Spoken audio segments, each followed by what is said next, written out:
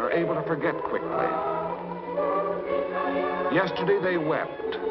Today there are smiles and even laughter.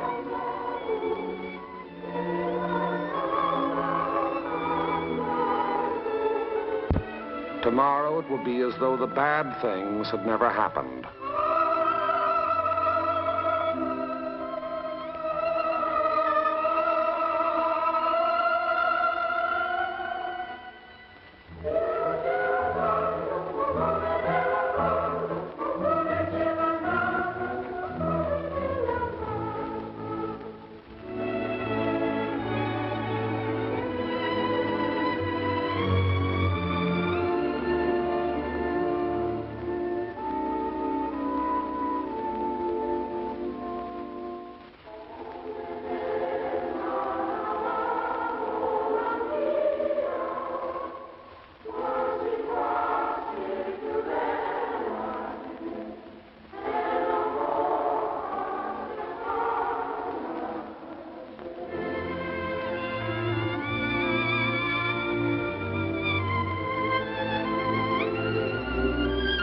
Living was resumed in San Pietro.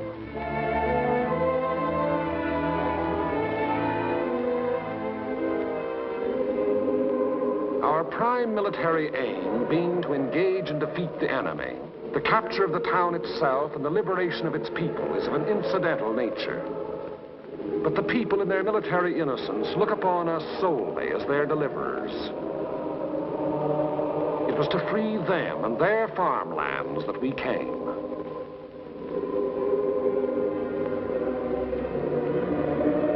Behind our lines, southwest to the sea, the fields are green with growing crops planted after our coming by other people of other towns who believed likewise.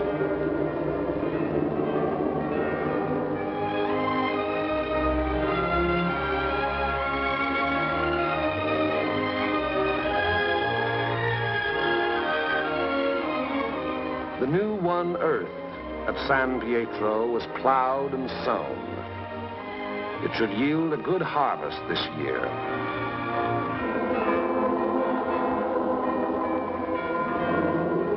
And the people prayed to their patron saint to intercede with God in behalf of those who came, delivered them, and passed on to the north with the passing battle.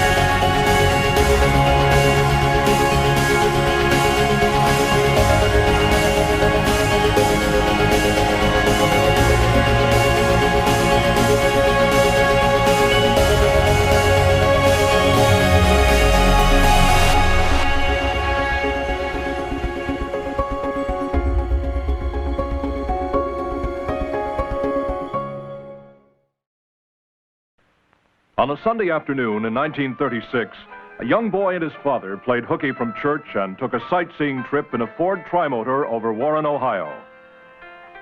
The young boy was impressed and soon was flying in the back seat of an Aeronca Champion. However, it was not long until he was in the front seat and at the controls himself. At 16, the age most boys are working on their driver's license, he obtained his pilot's license. So began the aeronautical career of Neil Alden Armstrong.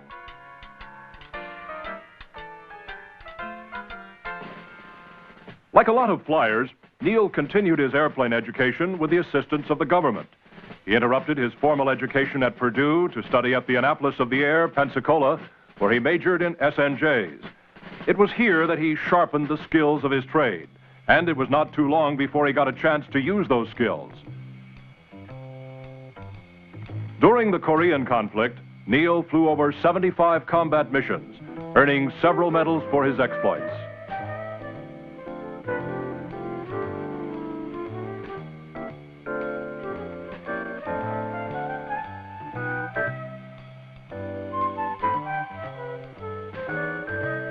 But not all of these ended happily. One flight concluded with Neil nursing a leaking F-9 to a soggy rice paddy in South Korea. After Korea, he resumed his studies at Purdue and graduated in 1955. Later, he became a research pilot at NASA's Flight Research Center in Southern California. Here, he flew almost all of the Century series of jet fighters.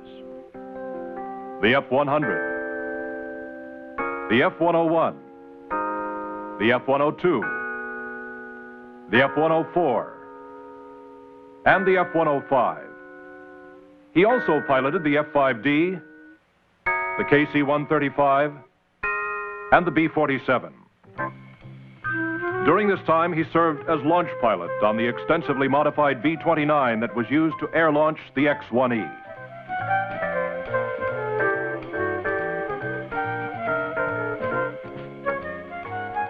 He also flew the X-5, the first aircraft capable of sweeping its wings in flight, a technique in use on the F-14 and B-1 of today. While at the Flight Research Center, Neil made several flights in the X-1B, a rocket-powered airplane that eventually reached speeds up to 1,600 miles an hour. And in 1958, he was named as one of the original 7 pilots for the X-15 program, which was later acclaimed as the most successful of the rocket-powered research aircraft.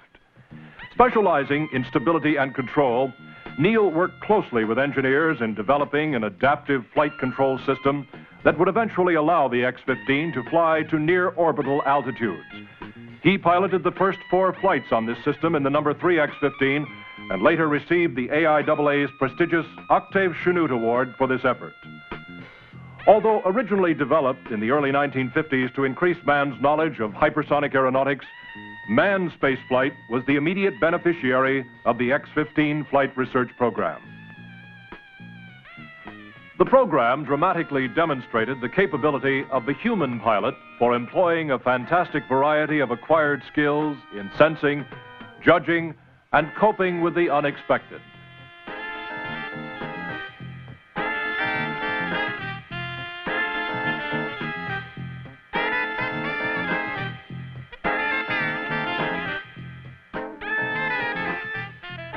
The X-15 was air-launched as far as 300 miles from its destination. The rocket engine would only burn for 90 seconds until its fuel was exhausted, and the aircraft would continue its climb ballistically to altitudes in excess of 300,000 feet and speeds over 6 times the speed of sound. Yet, barring any unforeseen mechanical problems, the pilots were almost always able to maneuver their hypersonic glider to a landing within 1,000 feet of their intended mark.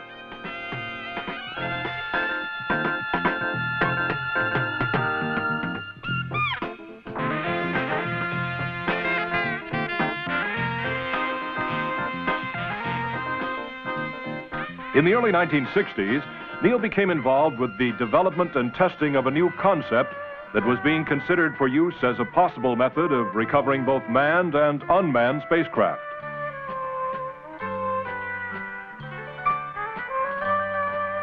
Although the concept showed promise, subsequent testing revealed operational problems that made the paraglider more suitable for hang gliders rather than spacecraft recovery.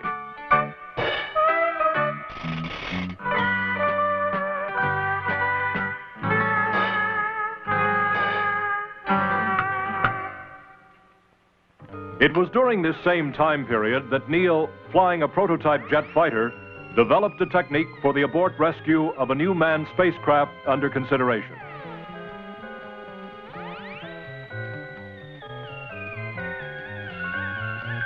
It was called the X-20 Dinosaur and was to have been built for the U.S. Air Force. It would have been launched into space using a Titan III booster. Once in spaceflight, the X-20 would orbit the Earth using a principle called dynamic soaring, developed originally by the Germans during World War II as a method of bombing New York. Once the speed decreased, the spacecraft would re-enter the Earth's atmosphere and land like a simple glider.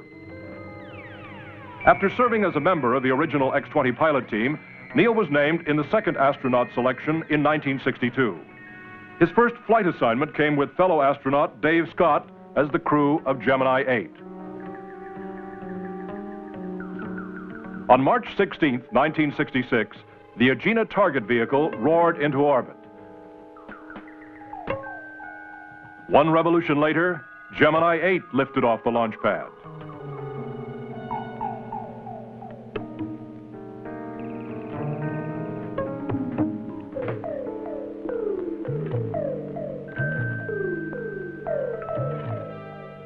Six hours later, the first docking in space had occurred. But after 30 minutes of docked flight, the two joined spacecraft began to tumble. Assuming the problem to be with the unmanned Agena, Neil undocked and separated the two spacecraft. Unfortunately, the problem was on board Gemini, which began to tumble even more violently, completing a full revolution every second. Using backup controls, the two astronauts were able to make an emergency re-entry flight path over China, and the crippled Gemini made an early splashdown in the Pacific. Back on Earth, Neil began to train for his Apollo 11 mission with flights in the Lunar Landing Research Vehicle. This strange-looking craft would help train him for the actual landing. But these flights were not without their problems.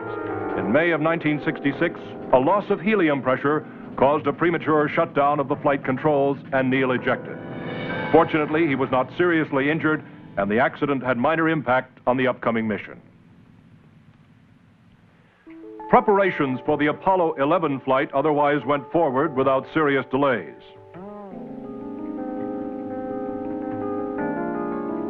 On July 16, 1969, at 4:15 in the morning, Neil was awakened. At 5:30, after a breakfast of orange juice, steak, scrambled eggs, toast, and coffee, he and his two crewmen, Mike Collins and Buzz Aldrin, began to suit up for their historic trip. At 6:27, the trio departed in their van for the 8-mile trip to the launch pad. Almost 10 seconds before liftoff, the first of the Saturn V's first stage engines ignited. 4, 3, 2, From the viewing stands 3.5 miles away, the flames appeared as a bright yellow-orange star on the horizon. Soon, the other 4 engines fired, and the light of the engines became a huge fireball that lit the scene like a rising sun. Tower clear.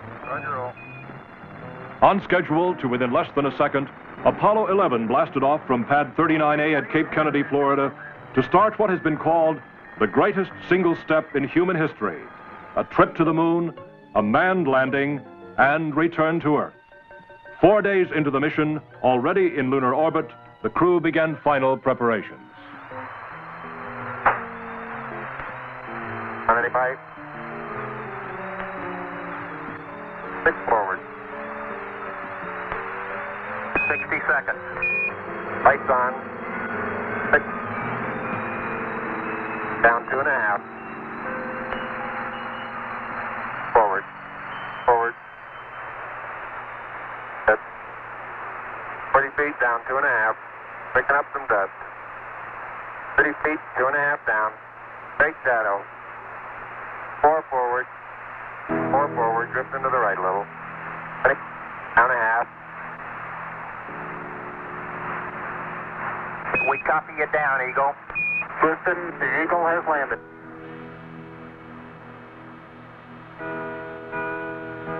Okay, Neil, we can see you coming down the ladder now. Buzz, this is Houston, F2, 1/160th second for shadow photography on the sequence camera. Yeah, I'm going to step off the limb now. I'm at the foot of the ladder. The limb footbeds are only depressed in the surface about 1 or 2 inches. That's one small step for man, one giant leap for mankind.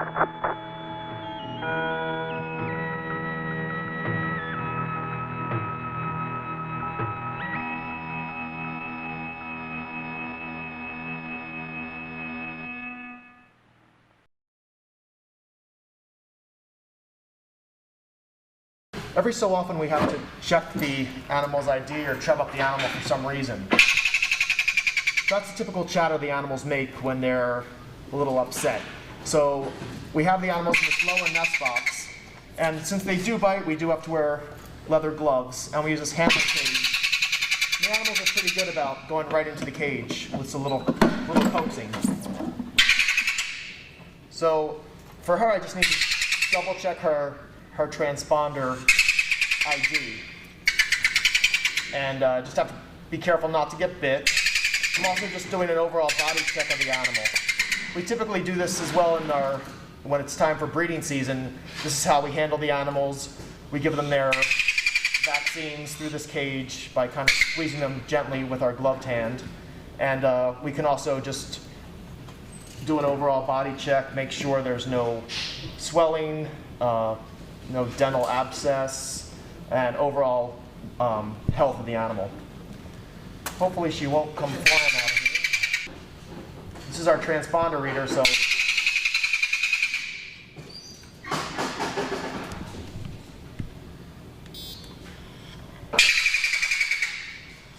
we get our reading and we can match that up on her record form, and we can see this is the exact animal we need it to be.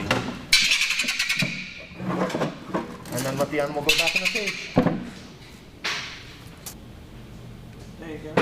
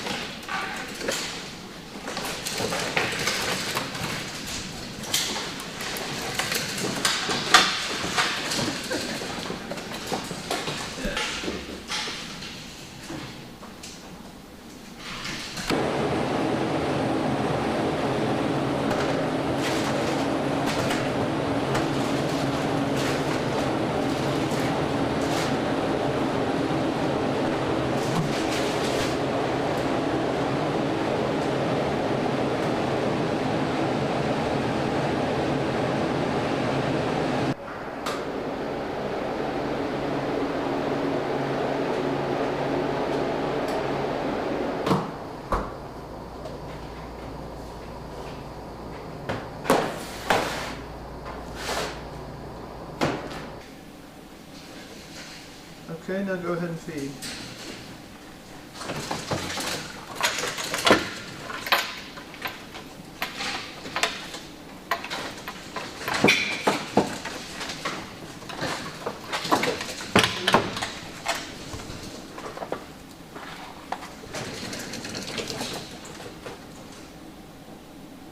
Okay, now hold it.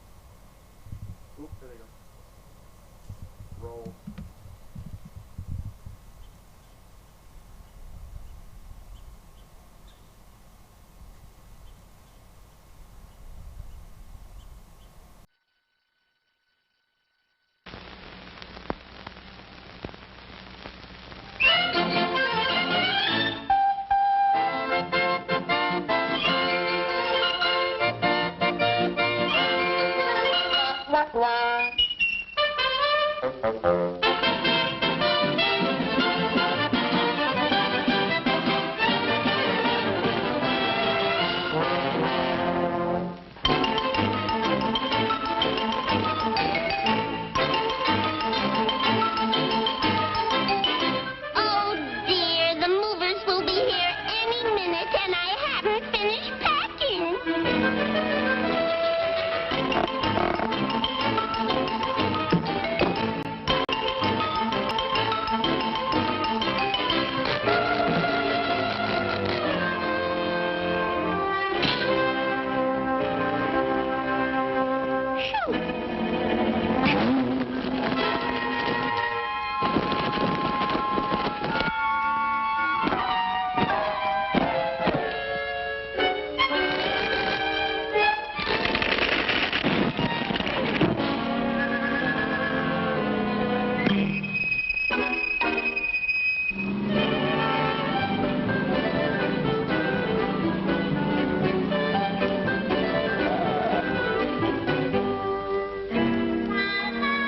How are we going to get our truck in there, pal? Just leaves it to me, chum.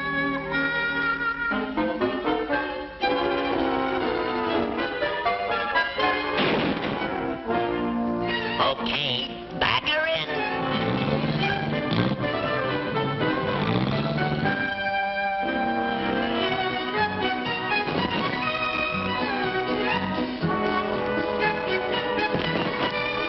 Gosh, I'll never get through packing.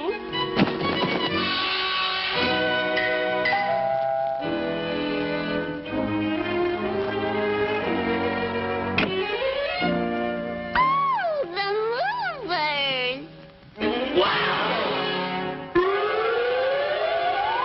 Come right in, boys.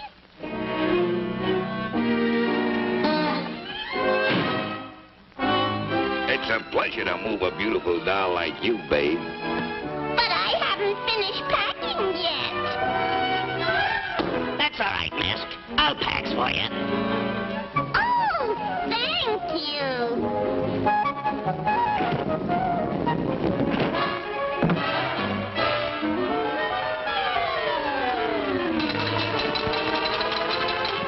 There you are. Dish is all packed.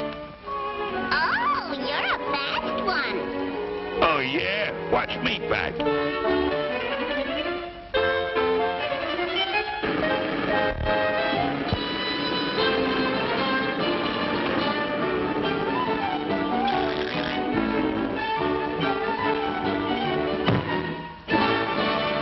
Oh, you're wonderful. Why, that little show-off. Get a load of this, babe.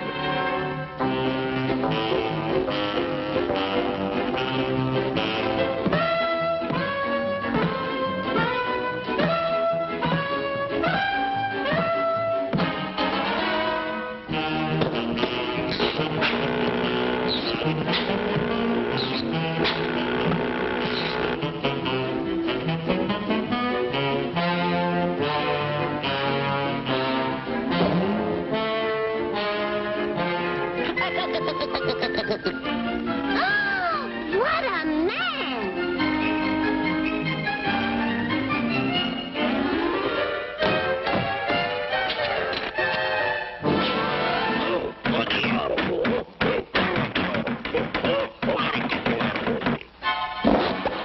Why, that dirty double-crosser.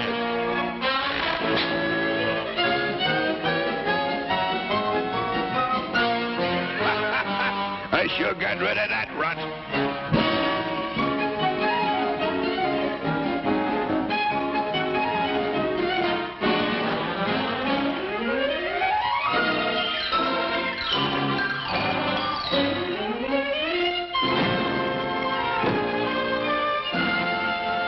Bravo! Bravo! You're Superman!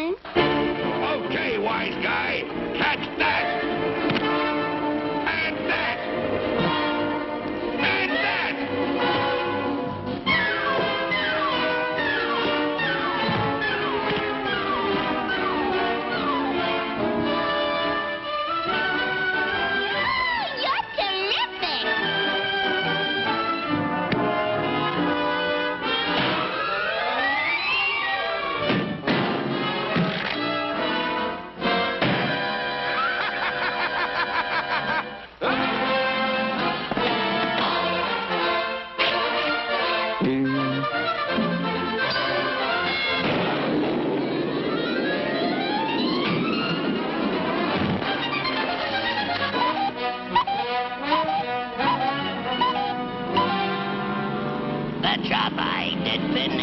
'cause I ate space spinach. I'm Popeye the Moving Man.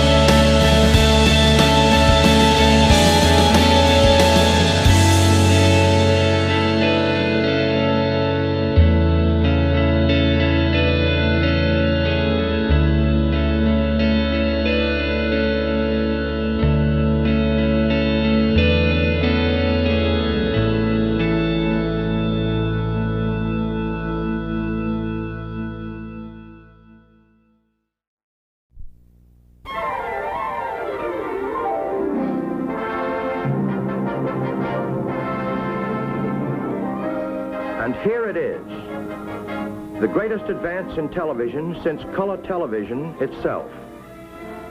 The ultimate in performance and convenience.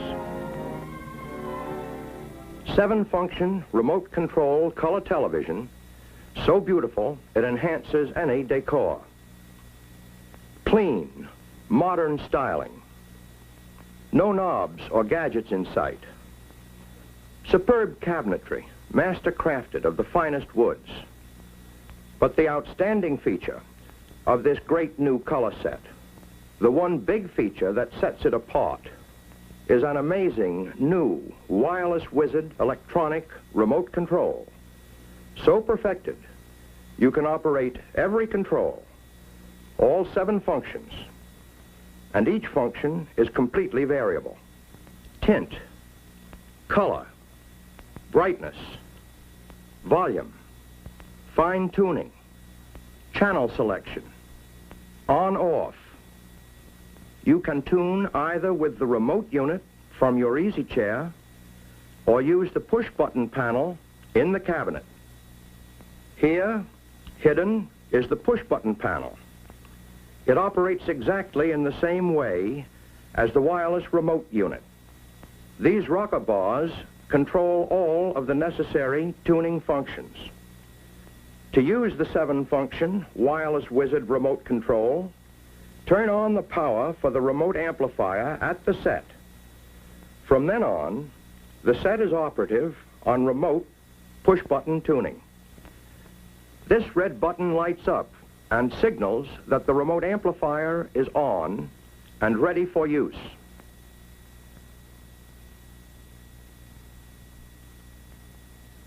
Take the remote unit from its handy storage space, and you're set for hours of pure pleasure. Enjoy your favorite programs, black and white or color. Turn the set on, select your channel, see all color shows in living color. Once you've adjusted fine tuning for each channel, you never need touch fine tuning again, either at the set or on the remote unit. But if you want, touch, and you can adjust fine tuning to suit your taste at any time. If you overtune on this or any other control, just push the companion button to reverse the direction of the control. In the same way, press this rocker bar to adjust the color, variable all the way from black and white to maximum color intensity. To adjust the tint control for natural face tones, press the right rocker bar. or the left. Lets you enjoy the picture you want, the way you want to see it. Right at your fingertips. Adjust brightness. Lighter. Darker. Like all the controls on this remote unit, the volume is fully variable. Select any volume you want. Should the telephone ring or guests arrive and you want to lower the sound for conversation, turn the volume down to your taste. Or surround yourself with room-filling four-speaker sound. To change channels, press this bar. See all regular programs in crisp, clear, black and white. This selector button changes channels clockwise, in ascending order, to pre-selected local channels. While this front window channel indicator lets you know at a glance what channel you're viewing, even from across the room. This button changes channels counterclockwise to lower numbered stations. When you want to turn off picture and sound, just press this button.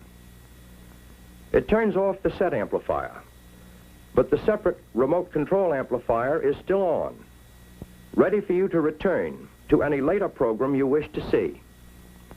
To turn off this separate remote amplifier, press this button on the push-button panel.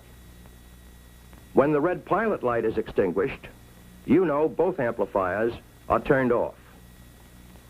Yes, here is the ultimate in television, a supreme achievement in television engineering. A color set that puts RCA Victor years ahead in dependable performance, armchair convenience, luxurious styling. A set where the pride of ownership is truly second only to the pleasure.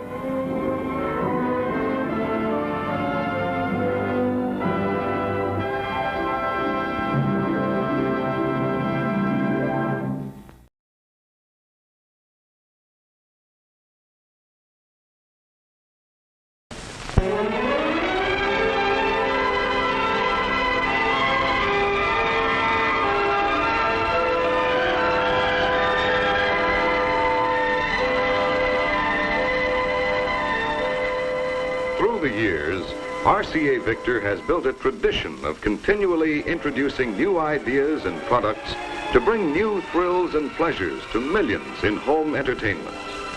In keeping with that tradition, RCA Victor now offers a completely new development for new listening enjoyment with tape. Watch this. How long do you think it takes the average person to take off one tape and thread in a new one? 2 2/5 seconds? 32 1/5?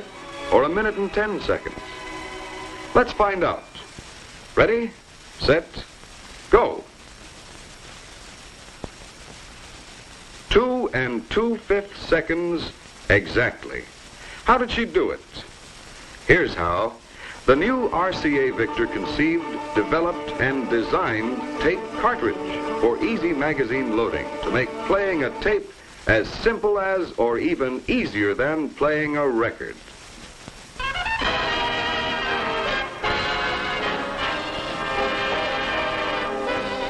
Simple, convenient, practical. The first truly sensible approach to tape. But that's only part of the story. The new cartridge cuts basic tape costs to 1/4 of what they used to be for the same playing time. And here's how. The old reel-type stereo tapes carried 2 soundtracks, 1 for each speaker system. The new cartridge tape carries not just 2, but 4 tracks, 2 in each direction for stereo or 4 tracks for monaural, giving twice the playing time for the same length of tape. For monaural home recording, all 4 tracks can be used, giving 4 times the playing time, giving you more uninterrupted music than is possible from a full stack of 45 RPM records on an automatic phonograph. And there's even more. On the old type tape recorders, the slowest speed at which music could be satisfactorily recorded and played was 7 1/2 inches per second. But now, high-fidelity music at the new low speed of only 3 3/4 inches per second, made possible by the development of precision-controlled RCA Victor sound heads and precision-balanced motors, the product of 4 1/2 years of research, and to be manufactured in RCA Victor's own Cambridge, Ohio factory. 1 whole hour of stereophonic music or 2 hours monaural in a single tape cartridge. In the past, stereophonic tapes like this one gave about 36 minutes of music and cost about as much as 3 LP records. But with the new tape cartridge with easy magazine loading, living stereo will be available at a cost of a little more than 1 LP record. Along with the new tape cartridge goes a complete line of brand new RCA Victor tape cartridge recorders and players in a complete price range to put the ultimate in high fidelity music listening and home recording pleasure within the reach of everyone. All models both play and record, while all the stereo semi-automatics and fully automatic models record stereophonically as well as monaurally, bringing the new thrill of living stereo to home recording. All models feature a fast forward action as well as a fast reverse for editing and selection.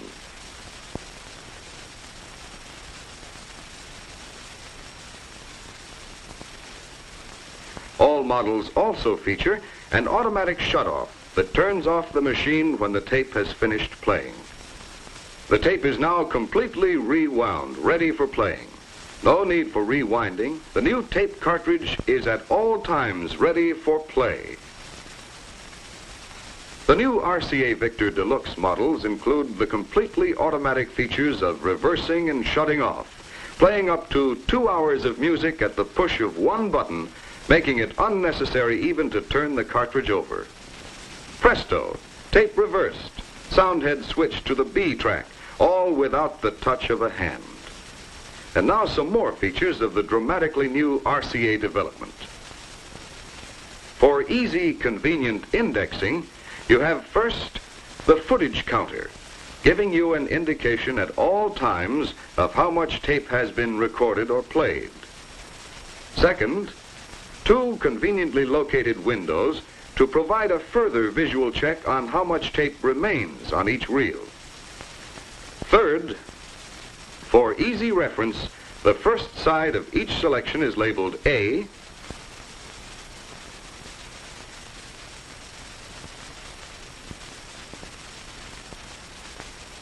while the second side is labeled B. Conveniently packaged in a rugged polystyrene case that keeps the tape protected against damage. A package actually containing twice as much music as is found on the conventional 7-inch pre-recorded tape reel. All in one small, neat cartridge that does not need a spare second reel for winding and rewinding. A simple brake holds the reels firmly, prevents tape unwinding and fouling in shipment or handling. Virtually foolproof. When the cartridge is magazine loaded in position to play, the brake is automatically released. 2 easily removable screws permit the cartridge to be opened to edit or repair the tape. No need to worry about your pre-recorded music tapes being accidentally erased. It can't happen. All cartridges include a special feature that makes accidental erasure of pre-recorded tapes impossible. So simple, so convenient, so practical, so easy to use, and with all the unquestioned advantages of tape.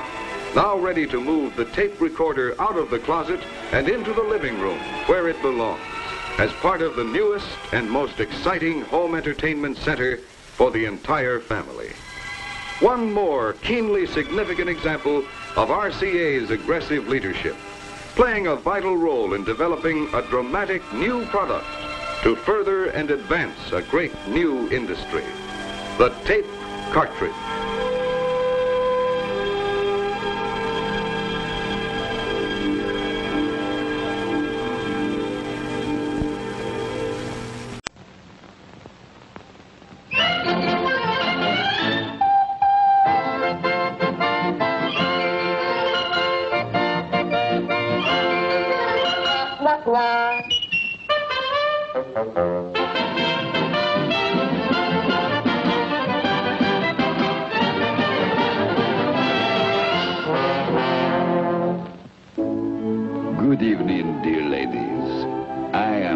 International. Come a little closer, and I will make the great love to you. Ah, your eyes are like the limpid pools, sparkling in the sunshine. And your lips, they are so red like the ruby.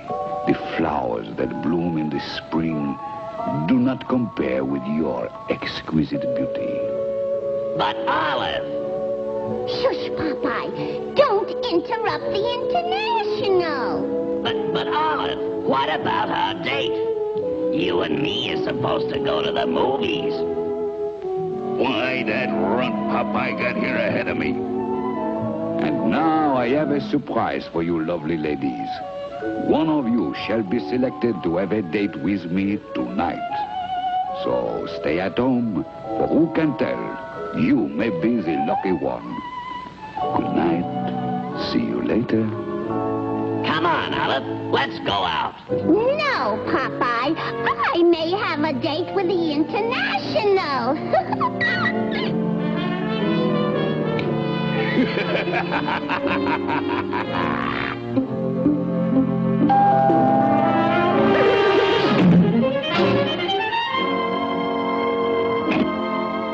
Good evening. Is this the residence of Mademoiselle Olive Oil? Oh, it's the International. Oh, wow. Do come in.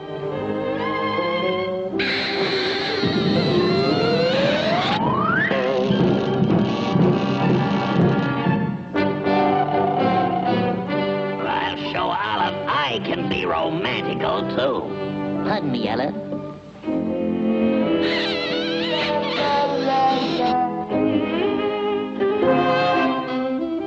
Mademoiselle Olive Oil. Citez-vous. Listen, Olive, you... Ah, my cherry. Nothing shall ever separate us again. Now that we are alone, I shall give you the magnificent kiss. Olive, don't you remember? You and me has a date tonight. Ha! You've got some nerve butting in on the International.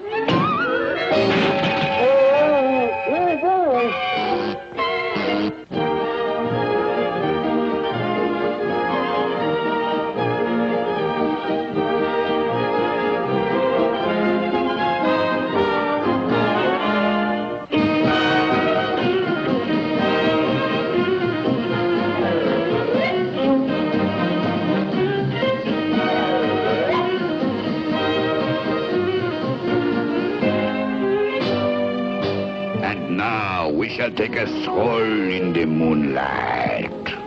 Just a minute. I got a date with Olive.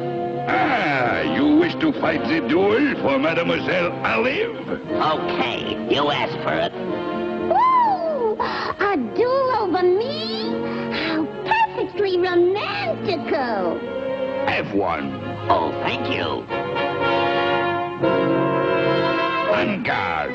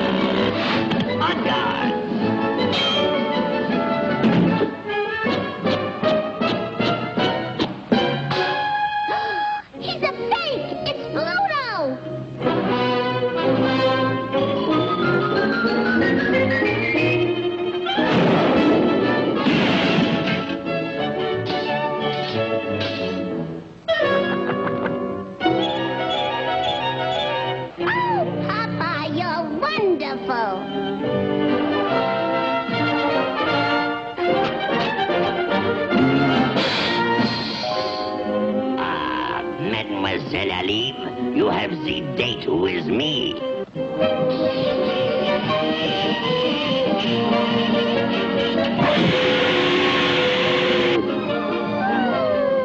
I'm just like butter in your hands.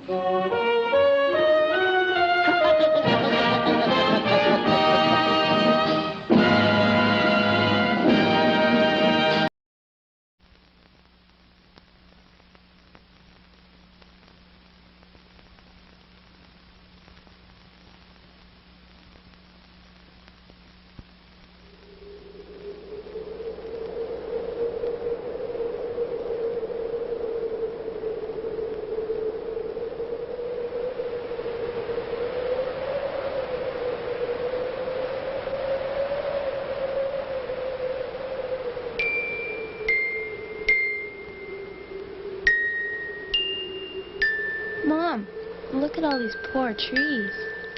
I know. This used to be a beautiful green forest. Everything looks so dead around here. Well, if you look a little closer, you'll see there's really lots of living things. I bet it used to be pretty here. It was beautiful.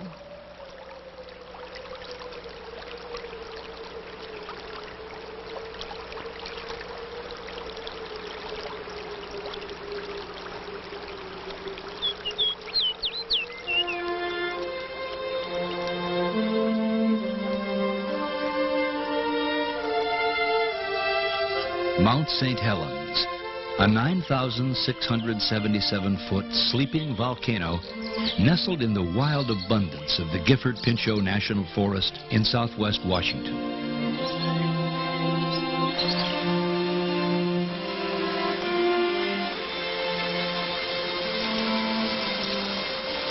Before it began to awake from its slumber in March 1980, Mount St. Helens was indeed surrounded by beautiful, bountiful forests and lakes and streams.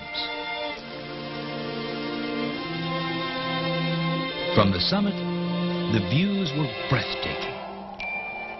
Below lay Spirit Lake, and in the distance, Mount Rainier. The natural setting was a recreational haven for campers, hikers, picnickers.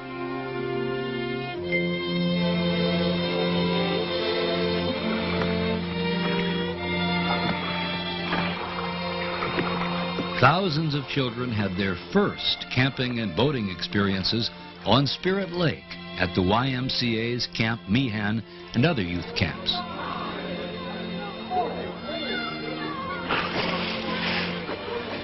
Forest Service campgrounds like Bear Cove, Cedar Creek, and Donnybrook provided an inspirational setting for those who would venture into this postcard world.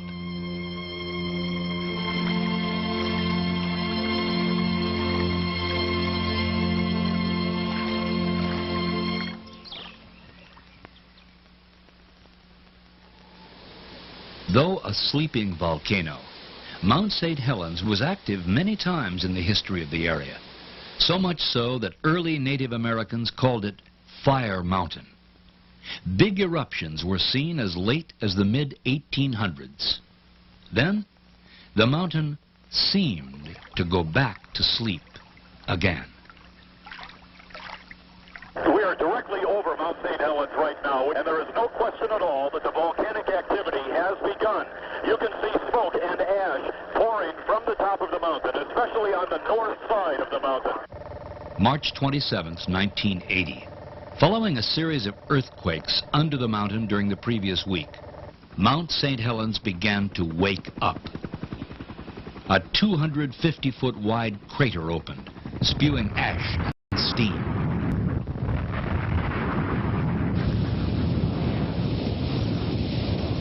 It came as no surprise to geologists who had predicted 2 years earlier that Mount St. Helens would erupt before the end of the century. Volcano experts from the government, the University of Washington, and elsewhere rushed in with electronic equipment to measure the slightest twinge.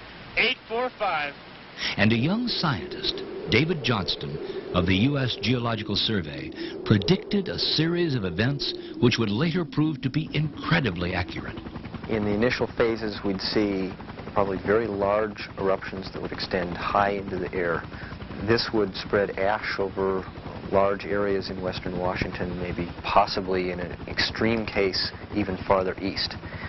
In the near flanks of the volcano, there would be more damage done by possibly hot avalanches, pyroclastic flows. Farther downstream, we could see mud flows and floods. Because this is such a symmetrical volcano and because the crater is so high, if there's an explosion, it's probable that the debris, the very hot incandescent ash that would come down, could come down all sides. But right now, there's a very great hazard due to the fact that the glacier is breaking up on this side of the volcano, on the north side, and that could produce a very large avalanche hazard. By early April, the crater had expanded to 1,500 feet wide and continued to grow. The Forest Service had already closed portions of the Gifford-Pinchot National Forest surrounding the volcano. Those having homes, lodges, or camps in the area were urged to leave. Using a donated helicopter and a large drop box, the operators of the Spirit Lake Youth Camp began hauling out. Most were taking the warnings seriously. Still others were not impressed with the warnings. You don't mind working in the shadow of the mountain, then? No, not at all. There's nothing to be scared of. More dangerous one of them trees falling on the backside than there is the mountain exploding.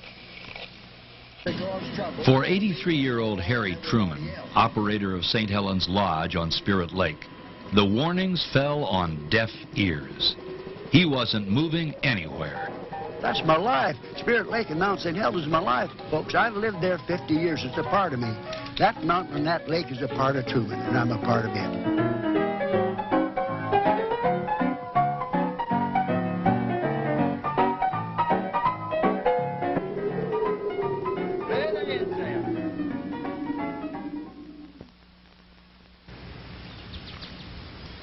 Sunday morning, May 18th, 1980. It was like any other morning for a Forest Service tree planting crew on the lower southern flank of the mountain until 8:32 a.m.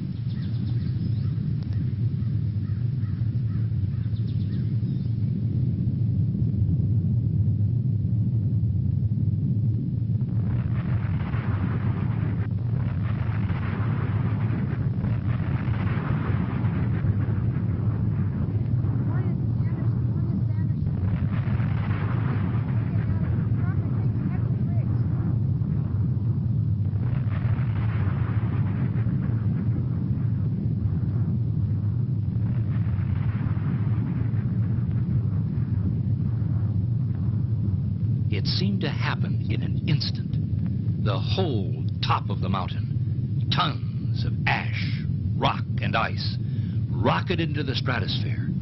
The cloud reached some 15 miles up into the sky. The sight was spectacular. As most of you already know, we had a major eruption occurring at 8:32 approximately this morning on Mount St. Helens. It does appear that the northwest flank of the mountain seems to be gone. They have indicated that there have been some mud flows that have come down the southeast flank of the mountain. Emergency procedures have been put into effect. At 10:15 this morning, Cowlitz County reported that a 12-foot wall of water was coming down the Coulee River, and this was verified by the Washington State Patrol. The raging wall of water caused by the melted ice and snow roared through a logging camp, picking up more debris as it went, knocking out bridges, cabins, and homes.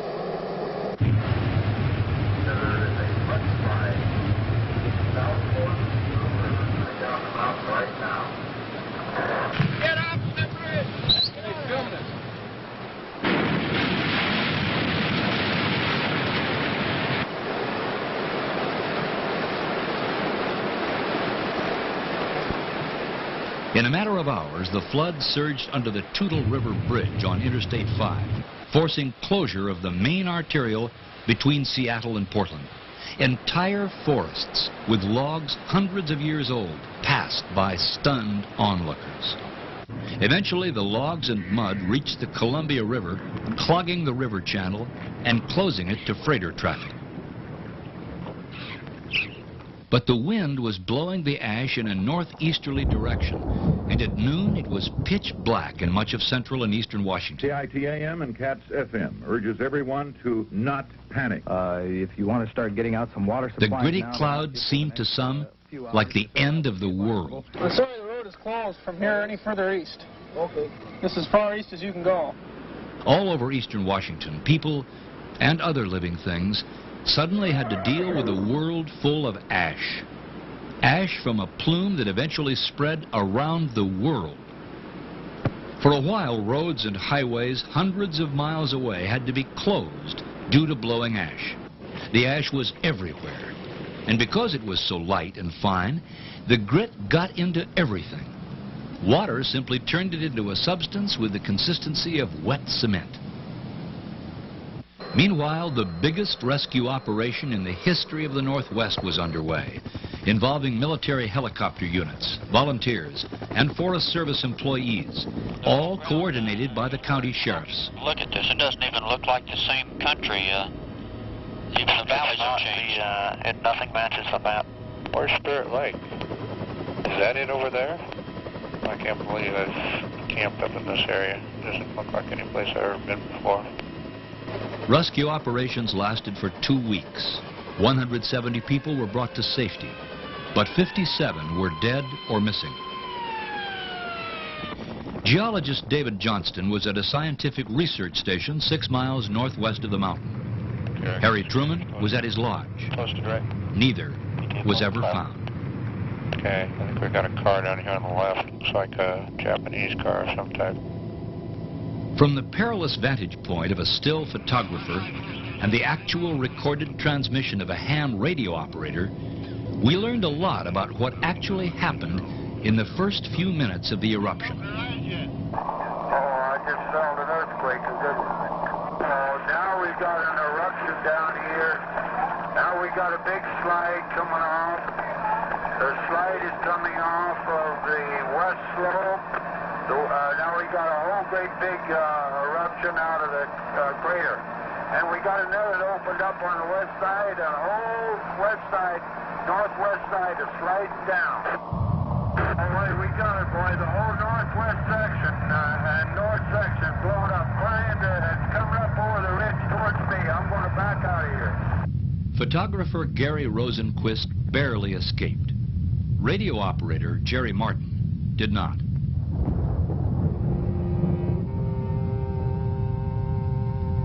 This was not an eruption that spewed molten lava, but throughout the day, pyroclastic flows of hot gases, ash, and pumice rolled down the mountain at speeds of up to 100 miles an hour, searing everything in the way. In the valleys below, steaming hot mud flowed over businesses, campgrounds, roads, bridges, homes.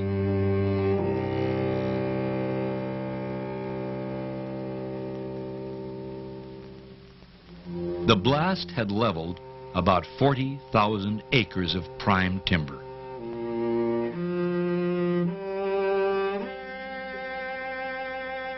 The avalanches of debris, rocks, mud, ice, and snow created a massive natural dam at one end of Spirit Lake.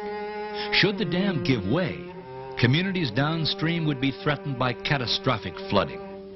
To reduce the threat, the Army Corps of Engineers first used pumps and later a tunnel to keep the lake at a safe level.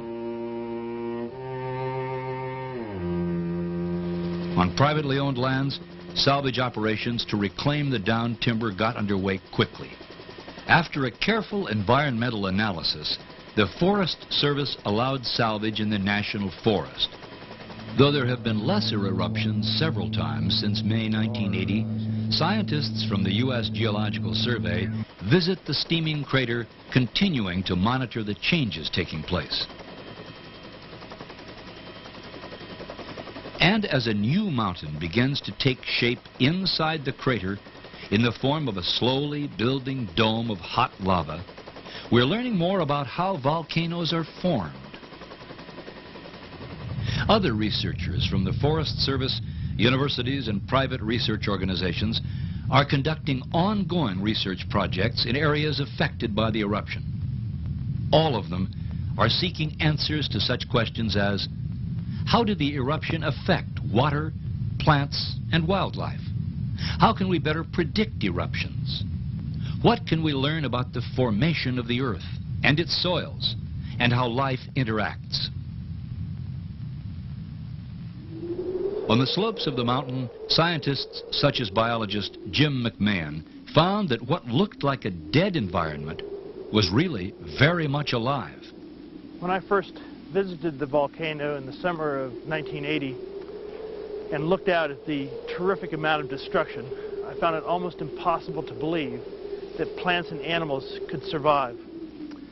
To my amazement, and I think to the amazement of all my colleagues, as we began to look more carefully in places that had been leveled by even the most serious impacts of the volcano, we were able to find plants and animals that had survived.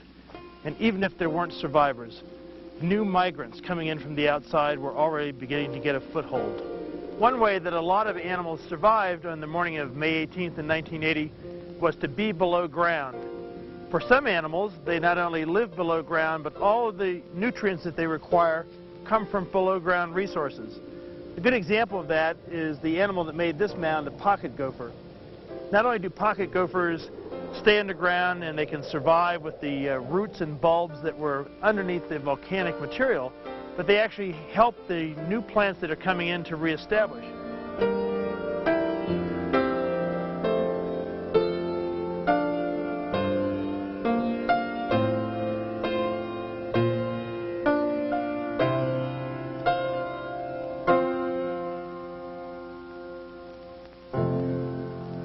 Scientists like Joe Means of the Forest Service are studying those processes that allowed many plants and trees to survive the blast and the layer of ash, or tephra. Here's a Pacific silver fir doing very well after coming out from under the snowpack and under the tephra, and some others not doing so well. But after they survived the tephra fall and the hot blast, they also had to reach the surface. And some of them did, like this one that's fairly stiff, and some of them did to a limited extent, like this one that's still quite bent over. And some trees, such as this little silver fir here, could not. You can see he's fairly well stuck, no green foliage on his crown. In the zone of blown down forests, one of the most important sites for survival of plants was on the vertical surfaces of root wads of blown down trees, such as you see here. Here you see some huckleberries, which survived the eruption under a snowpack, and they were further helped by being on this vertical root wad surface because pumice and ash did not collect here and smother them. The aquatic systems around Mount St. Helens received a variety of impacts from the volcano. They range from places like Maida Lake here, where on the morning of May 18th, the surface of the water was covered with ice and snow. That helped to insulate the organisms in the water from the effects of the volcanic fallout. The result of that is that fishes and reptiles and amphibians like frogs and salamanders survived in place and have continued to breed even as early as the summer of 1980. Not only are plants and animals coming back to the landscape, so are people. After the eruption, more than 1 million people have visited the area. In fact, the volcano has become a major point of interest for visitors from throughout the world. The Forest Service has provided access to various viewpoints inside the blast zone, such as this one at Windy Ridge overlooking Spirit Lake. Right now, if we drained all of Spirit Lake, we'd have to go down through about 120 feet of mud to get to the top of the old lake. Presentations by the Forest Service describe many of the subtle features of the blast area and provide answers to many a curious visitor. Where was the Harry Truman Lodge down there? Okay, Harry Truman's Lodge was right over at the tip of this ridge right over there, the one coming into the water. But of course, he was down about 300 feet from where it is now, because he was on the old lake line. And so he's been covered by about 120 feet of mud, and then the water on top of that. To preserve the area around the mountain as a natural wonder, Congress and the President declared 110,000 acres as the Mount St. Helens National Volcanic Monument, to be managed by the Forest Service. This assures that much of the area where the effects of the eruption are so dramatic will be allowed to recover naturally, so that present and future generations can get a close-up look at the rebuilding processes of nature. For those who can't make the trip to the blast zone, but who still have curiosities to satisfy, a visitor center has been established near Interstate 5. Displays and information are also provided at the Forest Service information stations on the way into the monument. For those who do travel to the blast zone, the first impression is one of utter bleakness. Many are saddened to see an area of such abundant beauty now transformed into a seeming wasteland. But as the days and years go by, what becomes awe-inspiring is the rebirth, the regrowth, the return of life. The beauty that was the attraction for so many before the eruption is returning, albeit at nature's own pace. Now, if we look here, what did we see down there? We saw a fish, and there's just life coming back. And also, look at that, there's plants there. And so there's plants coming back everywhere, and along with the plants, there's animals that come back. And just like that, there's a little frog right there. Volcanoes are secretive and largely unpredictable. Mount St. Helens may remain active for months, years, even centuries. But one thing for sure, it will continue to change. That's the way it is with volcanoes. For now, we have a landscape in transition, a rare opportunity to look into the Earth's window and learn more about our planet and the life that thrives upon it, and a chance to marvel at nature's persistent ability to heal what seem to be devastating wounds and to rebound and prosper with abundant life and beauty.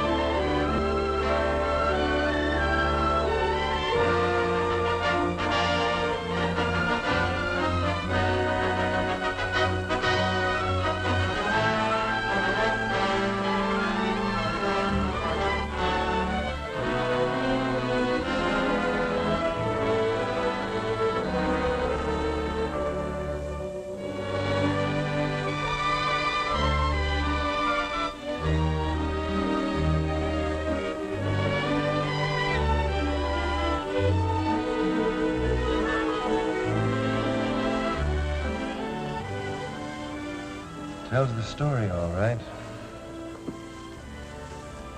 Thousands and thousands of telephones to be made and all kinds of materials needed to make them. Copper, nickel, cotton, gold, silver.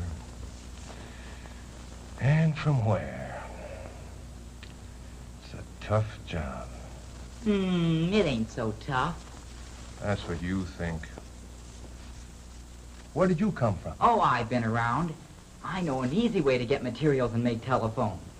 You and what army? Don't need an army. Just a little imagination. Watch.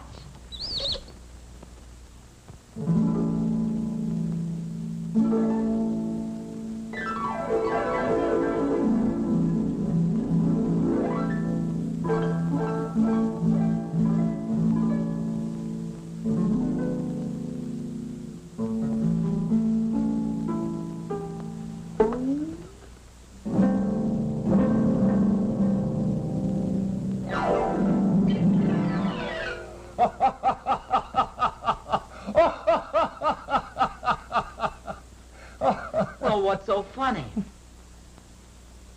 I got what I went after, didn't I? See?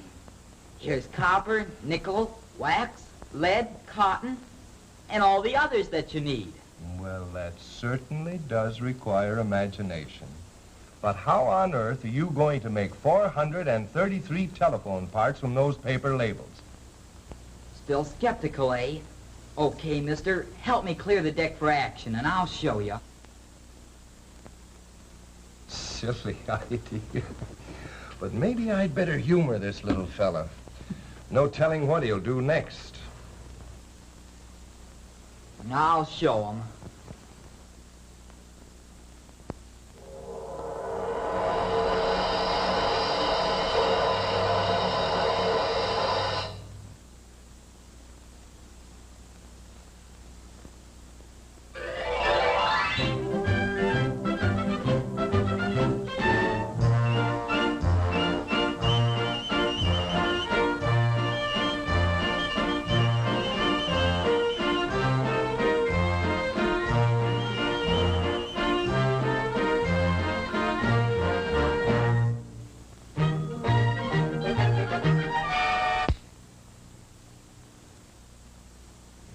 Well, so far so good.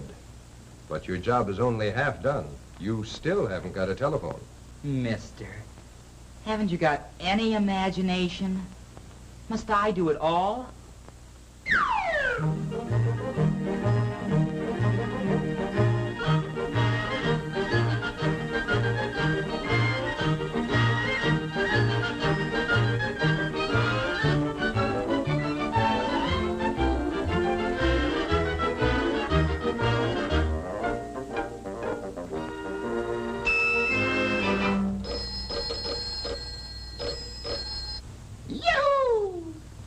Take over, Ringer. It's your move.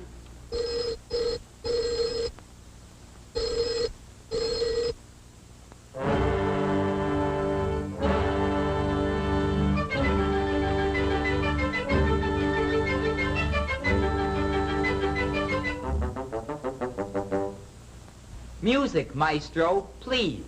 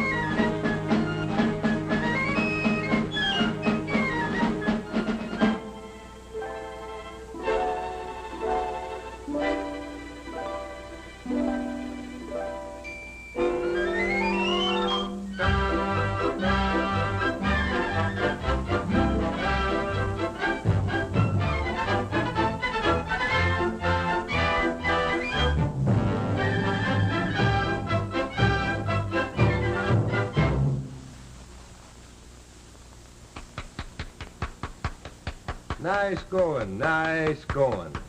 But, what about the chords? The chords? Oh, yeah, the chords. Hey, Ringer, how about the chords?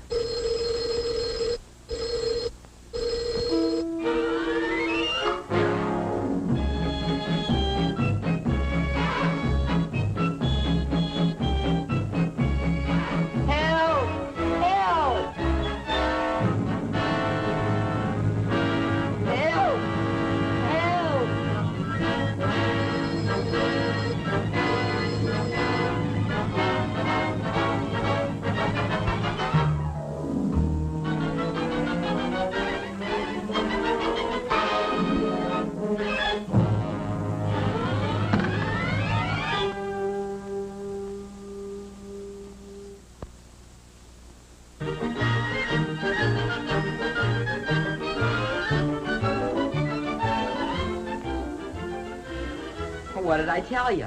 It ain't so tough. Yes, but your way of doing it won't help us. Imagine making telephones out of paper labels. Why, that's movie stuff. You're not fooling, boss. That's the only place it is easy. In the movie.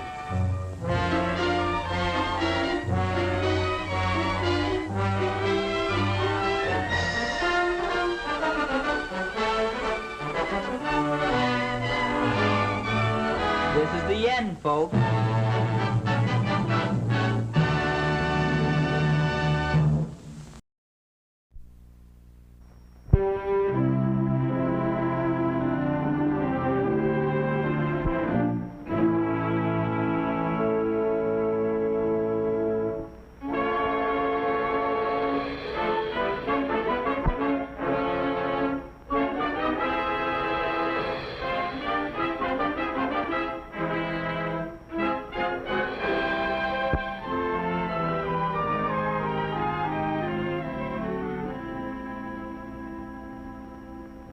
Wages and prices often play leapfrog.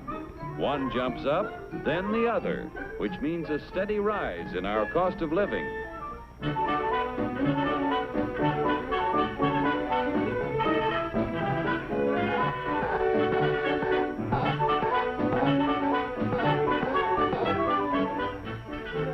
The Dilly Doll Factory is a happy shop. But Joe, our doll painter friend, seems to be a little down in the mouth, which even shows in his work.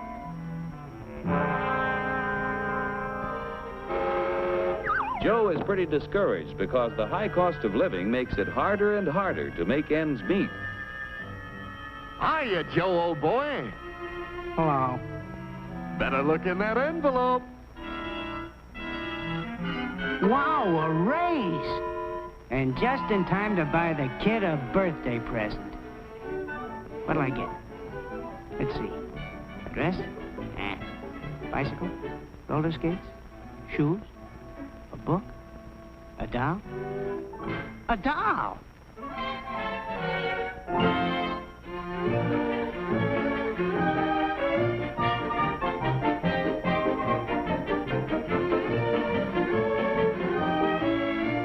What's the price, miss?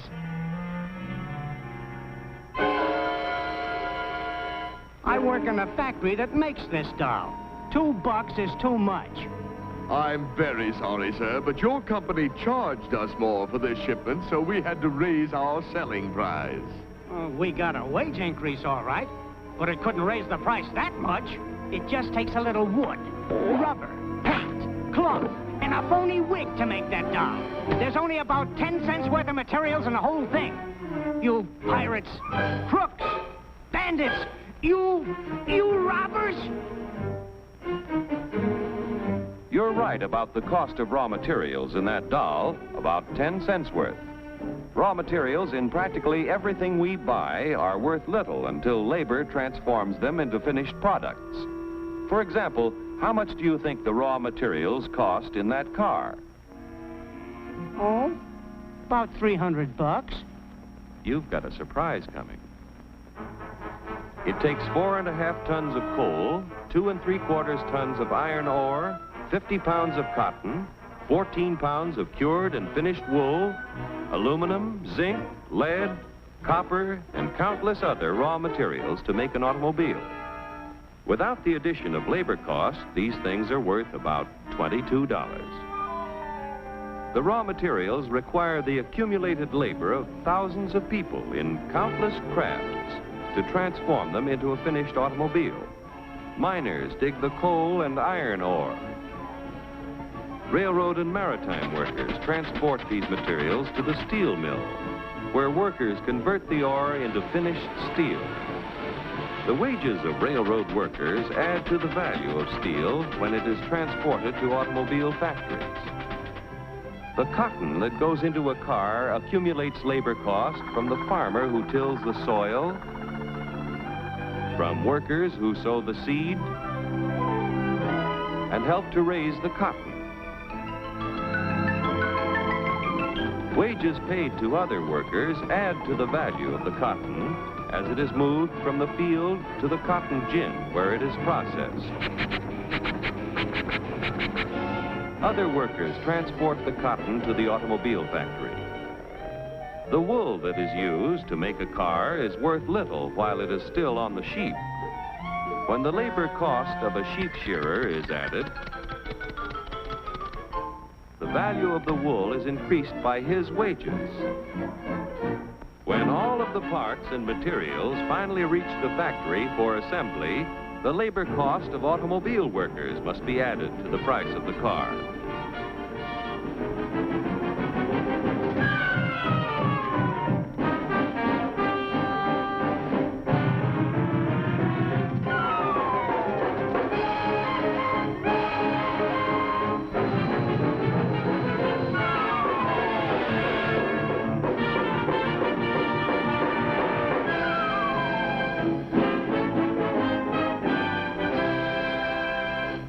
In the $1,500 automobile, direct and indirect labor costs add up to approximately $1,200, or over 80% of the selling price.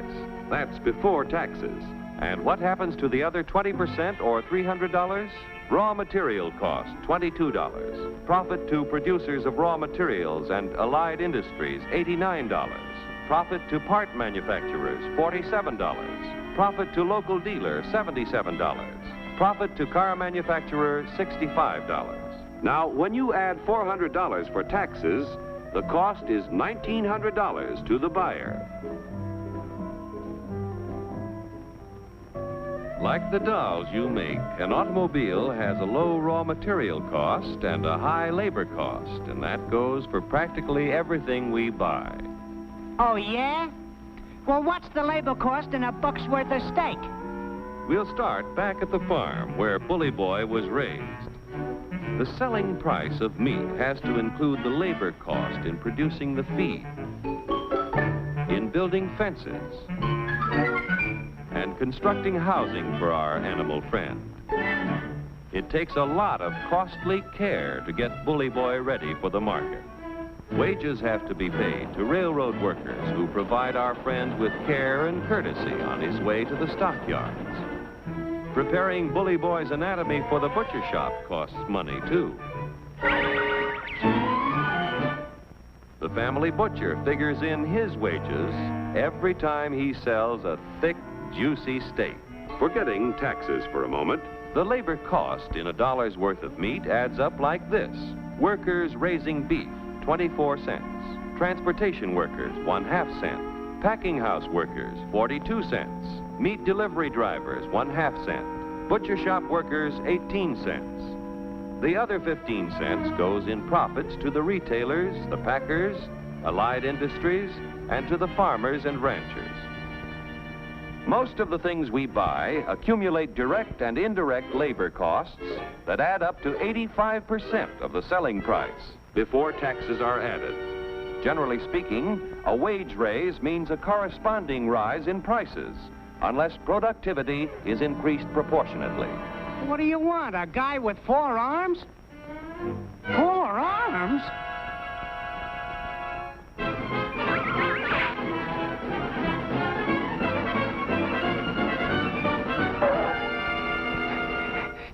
I got a sensational idea.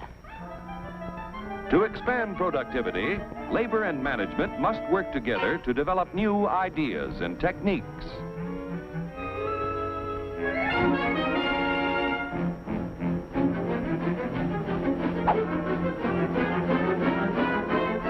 To expand productivity, capital must finance the creation of more efficient tools and plants.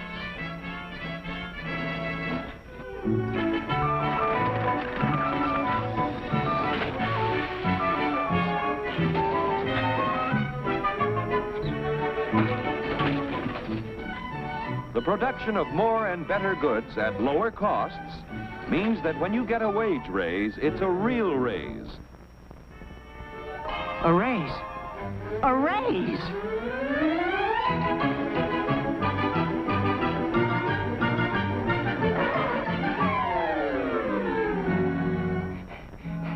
I want to buy a doll. How much? Now you've got a real wage raise because you can buy more with what you earn. With increased productivity, wages can keep ahead of prices.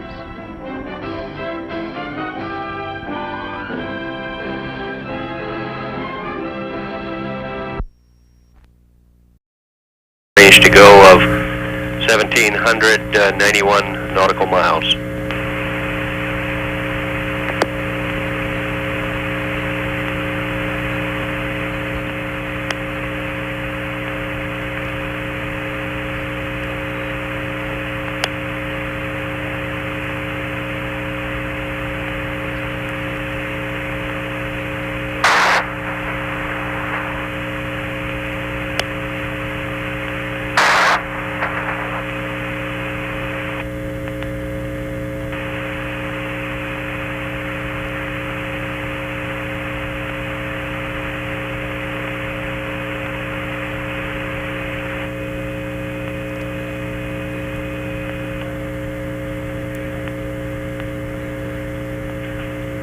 Apollo 13 should have entered the Earth's atmosphere at this time.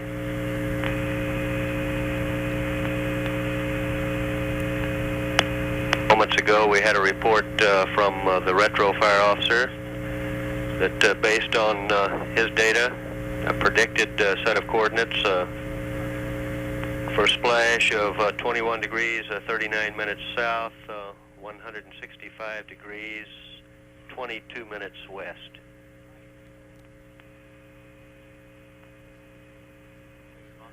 The period of blackout for the spacecraft should have begun about 20 some odd seconds ago.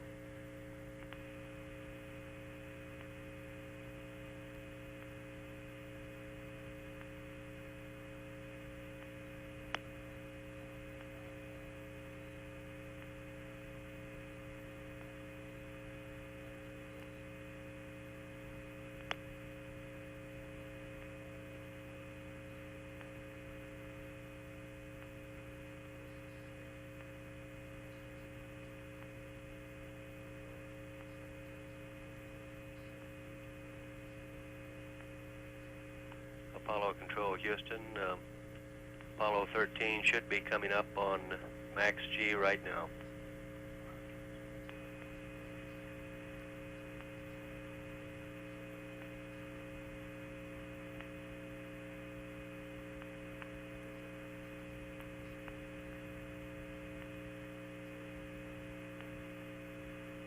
Our last estimate for max G was 5.2 Gs.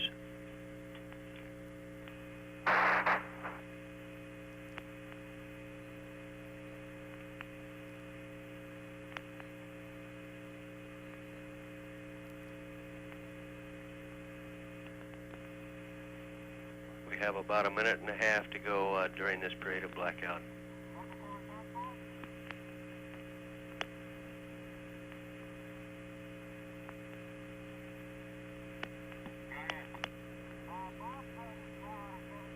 Here in Mission Control, the scene from the recovery ship Iwo Jima has been flashed up on one of our large screens for all of the flight controllers to watch.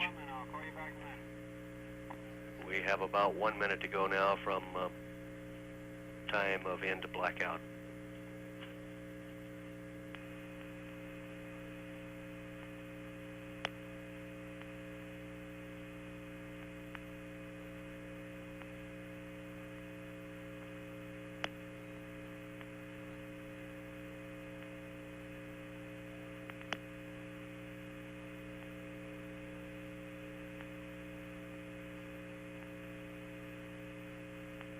About 30 seconds to go for blackout.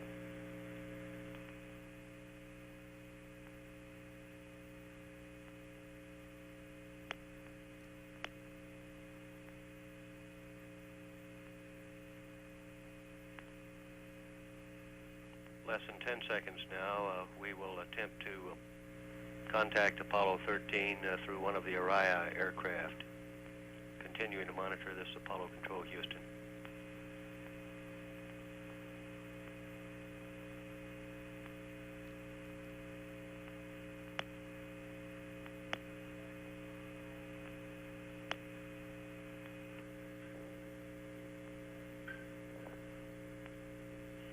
Apollo 13 should be out of blackout at this time. We're standing by for any reports of Orion acquisition. Orion, a C-135 type aircraft.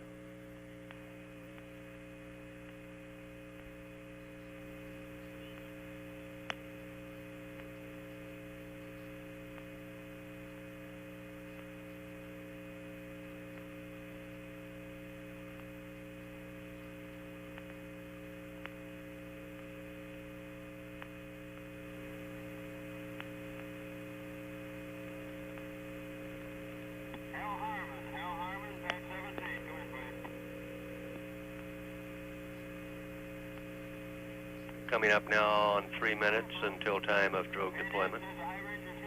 Standing by for any reports of acquisition.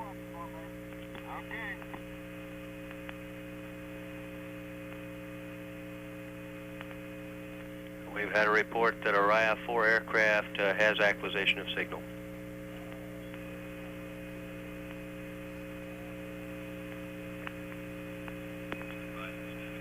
Odyssey Houston, standing by, over.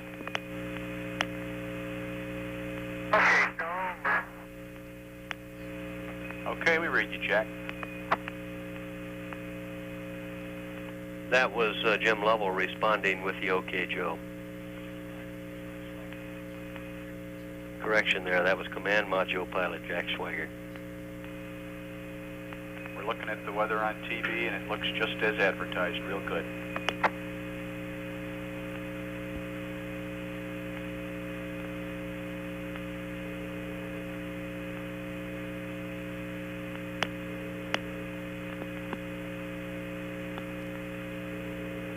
Less than 2 minutes now from time of drogue deployment.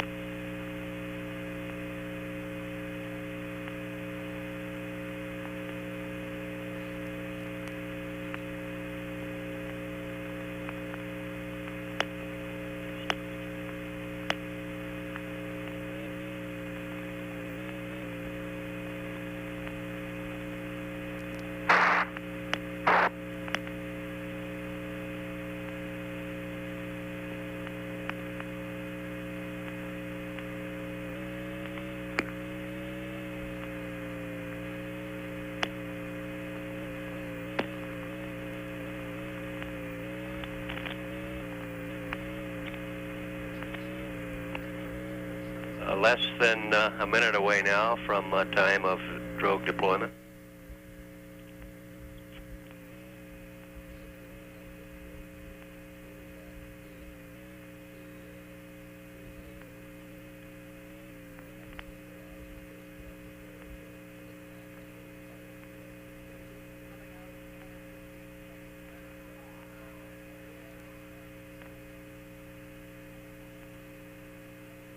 Less than 30 seconds away now from drogue deployment. The drogue deployment, these two chutes will provide braking and stabilization prior to main chute deployment. Standing by now for continuing to monitor.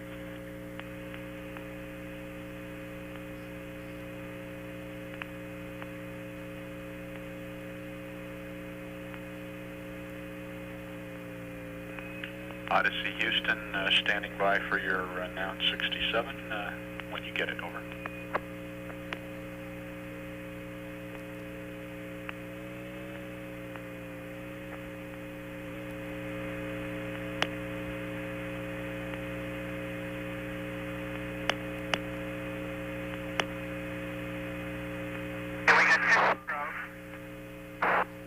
Roger that.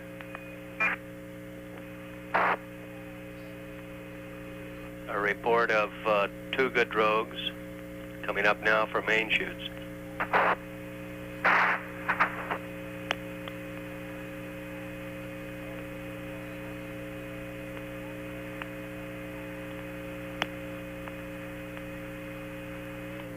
Standing by for confirmation of main chutes.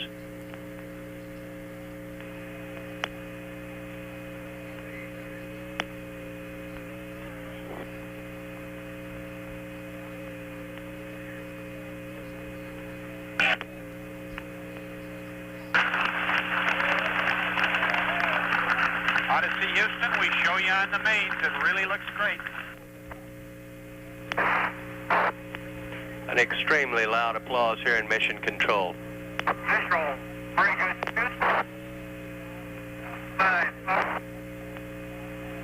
An extremely loud applause as Apollo 13 on main chutes comes through loud and clear on the television display here. David Jim, Roger. Visual control is recovery. I'm a visual bearing 1, sir, over.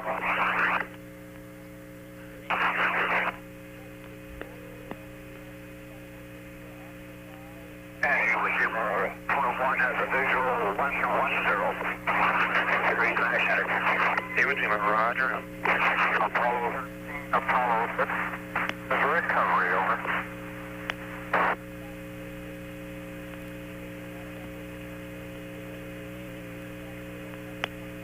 A recovery helicopter has just put in a call to Apollo 13. Apollo 13. Apollo 13. This is recovery, over.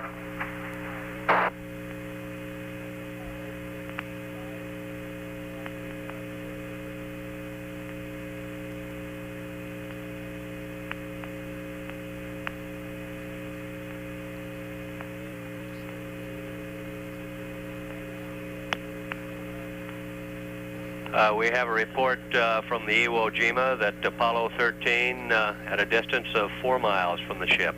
The smoke you see is venting of RCS propellants, reaction control system propellants.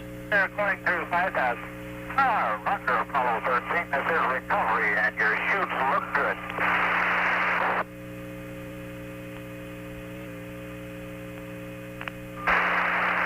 Apollo 13, this is recovery. We observed your RCS burn, over.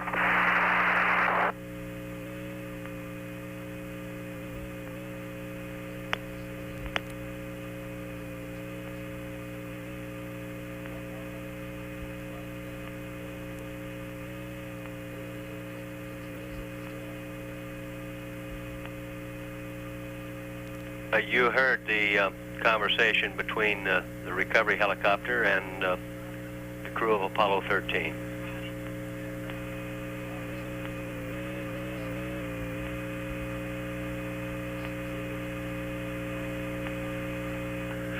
The floor of the Mission Operations Control Room now crowded.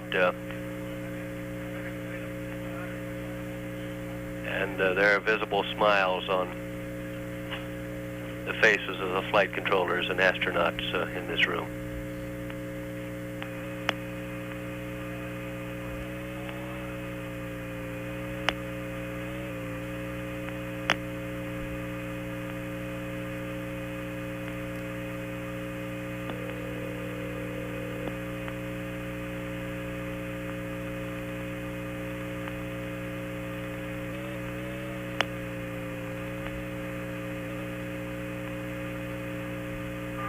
Apollo 13 is descending through 2,000 feet.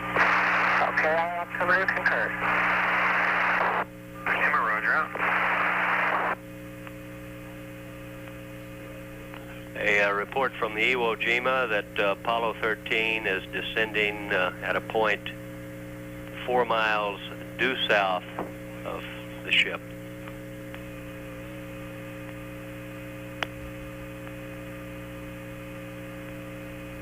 Apollo 13 and recovery passing through 1,000 feet. Iwo Jima, roger out.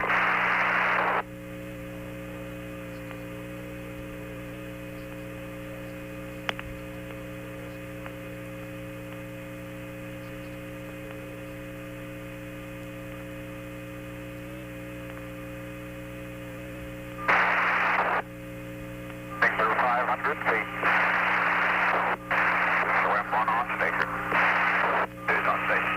Photo 1's on station. Photo 1 observes splashdown at this time. On pickup parity. Roger. Another cheer in the control room as we had splashdown. Photo 1 splashdown at this time. The 3 chutes are displaced or in the water.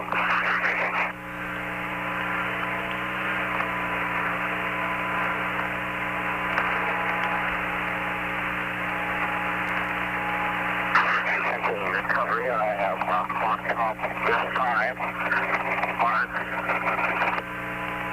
0 degrees magnetic free at 1.5 miles. Iwo Jima. Iwo Jima, roger out.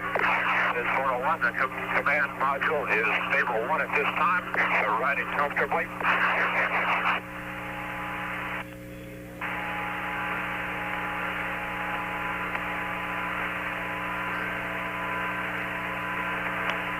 And recovery is commencing retrieval of the main chute.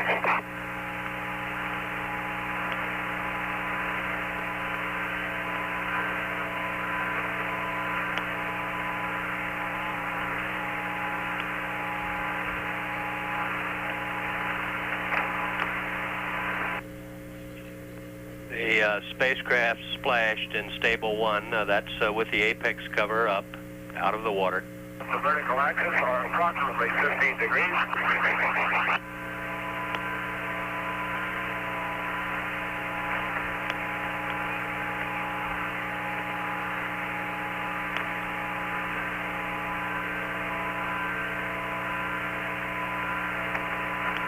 Recovery is maneuvering to grapple the main chute. The 2 other chutes are still visible in the water. Swim 1, you're cleared into position to retrieve the other 2 chutes. Swim 1, roger. This is 401. I observe the flashing light atop the command module.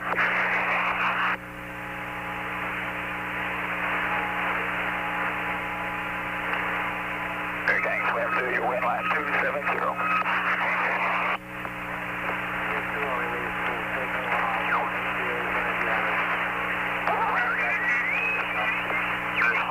Presently, winds in the area from 270 magnetic, approximately 6 knots.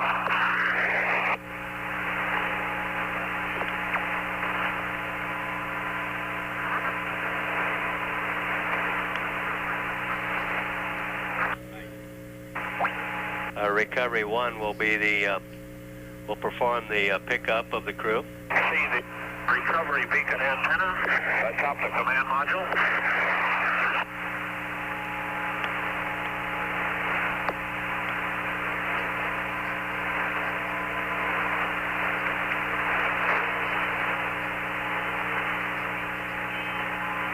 This is photo 1. The mylar covering on the exterior of the command module has been removed in the area opposite the crew access hatch.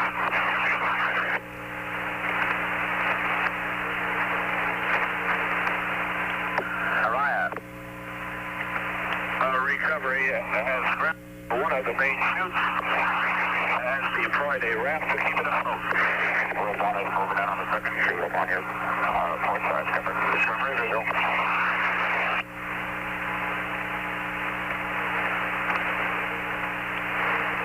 C stated, the command command module is swells 3 to 5 feet from the east. Sea is approximately 1 to 2 feet.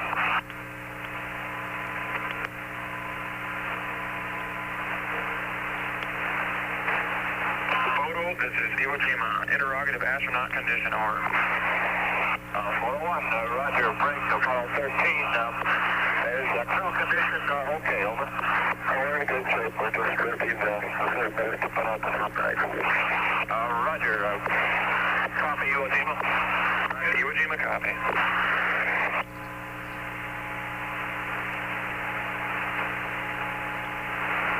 This is 401. Cloud conditions in the recovery area are approximately 6/10. Cloud cover, combination high cirrus and low stratus.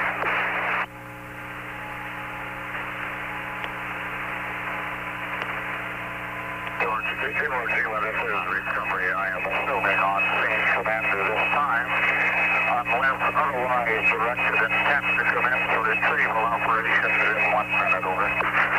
This is Iwo Jima, roger. West 1. Continue retrieval of that main chute, swim 2. You're cleared into ready position. Recovery is taking backup position, over.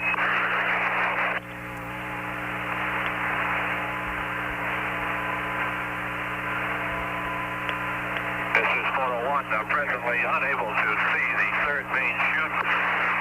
Swim 1 is grappling the second main chute.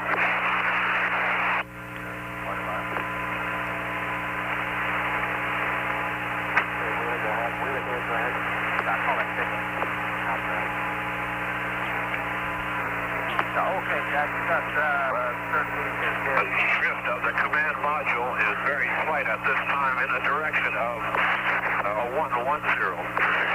Magnetic.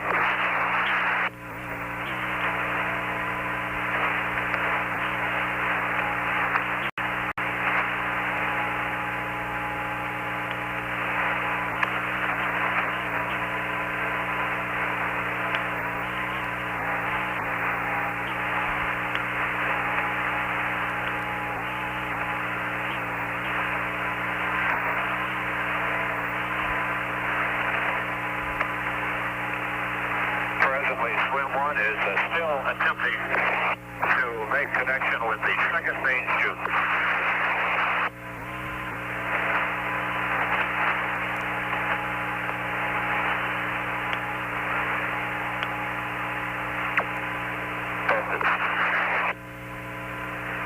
Swim 1 unable to grab it at 94 with the grapple.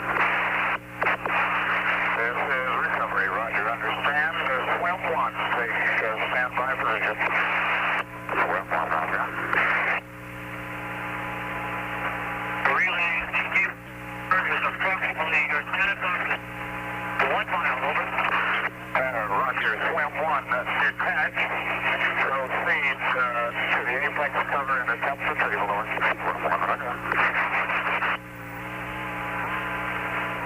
Swim 2, this is recovery. You're cleared to deploy 1 swimmer and the sea anchor, over. Step 2, roger.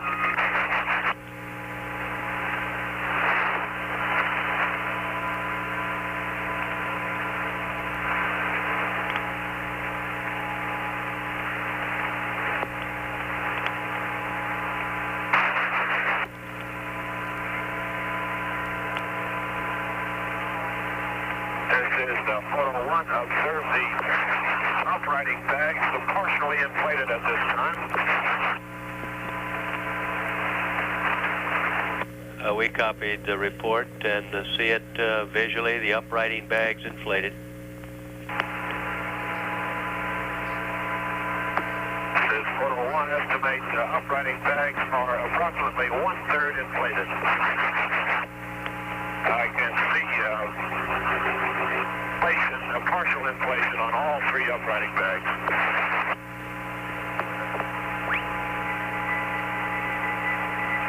Apollo 13, this is recovery, over. Roger 13, this is recovery. Would you confirm a successful RCS jump for me? That's affirmative. We had a successful jump. Roger, we will advise the swimmers. This by swimmers advised. This is photo 1. The first swimmer has been deployed. They signaled a thumbs up in the water in good condition.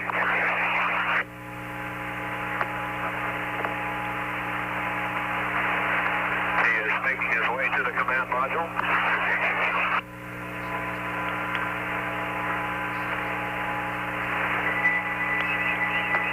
Inflation of the uprighting bags estimated to be 40%, 40%.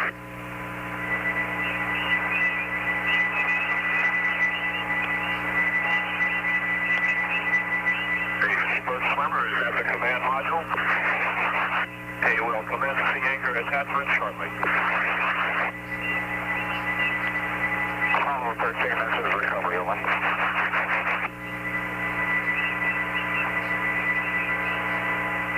Recovery 13 here. Yeah, Roger 13, this is recovery. Do you have a lap long and the range to go for me, over? No, sir. We froze the display and was hoping you used to copy it. We didn't read it out over the air. Okay, first over, Roger. Can you give us our distance to the ship? This is recovery. Your present distance to the ship, 1 mile, bearing 300 to the ship.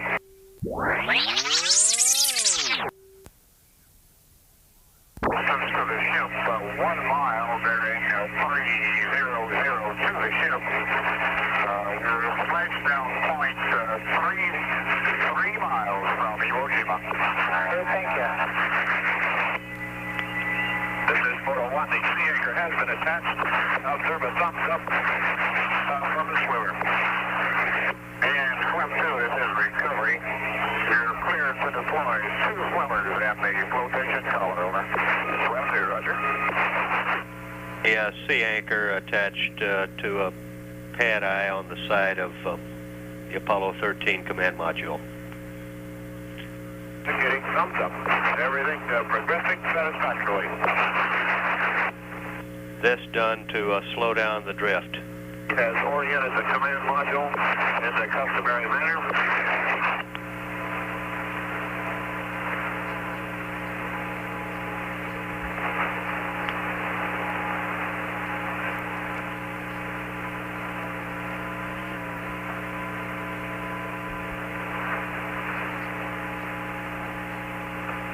Swim 2 is moving in to deploy the flotation collar and 2 additional swimmers.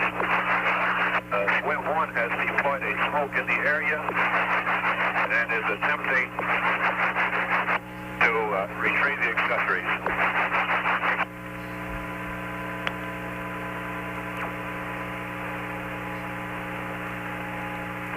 Swim 1 has deployed a swimmer into the water.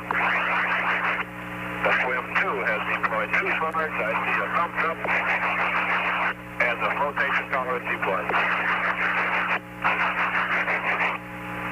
The uprighting bags are inflated approximately 90% this time. The swimmers are working the flotation collar into the command module.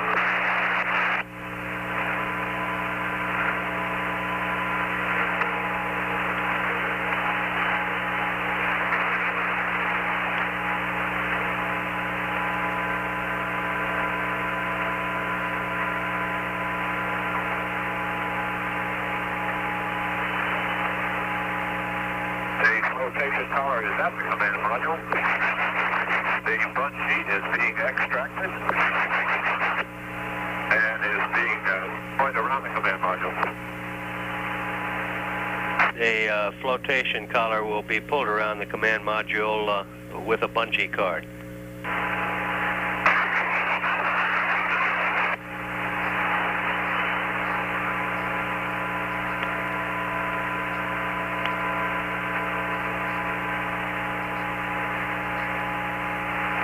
One section of the bungee is being attached to the sea anchor attachment ring.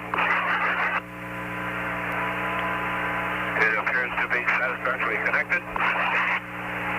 The second section of the bungee is approximately 90% around the command module.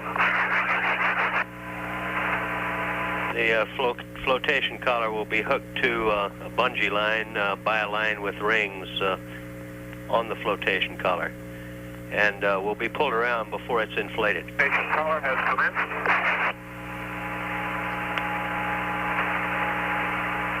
It is approximately 20% around the command module.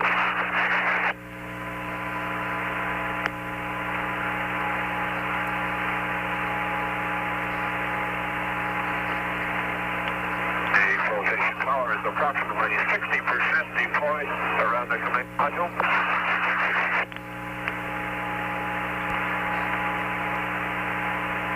There is no apparent drift of the command module at this time.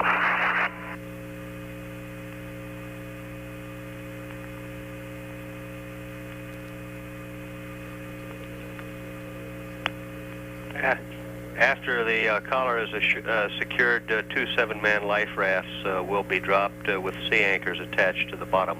This is done to keep the rafts from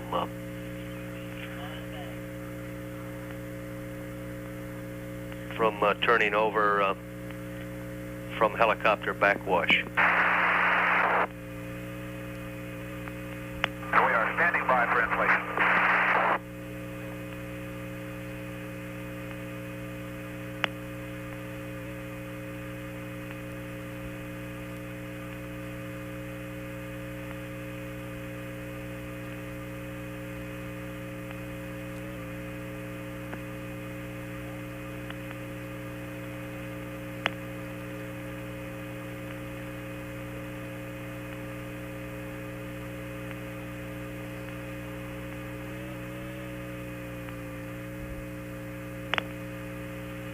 This is Iwo Jima. Request you pass to Apollo. Turn off recovery beacon. Over. Roger. Break Apollo 13. You copy. We'll turn off. Roger.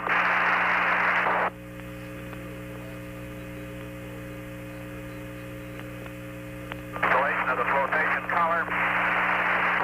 Presently normal. Standing by for inflation. I observe flotation taking place at this time. Approximately 60% complete.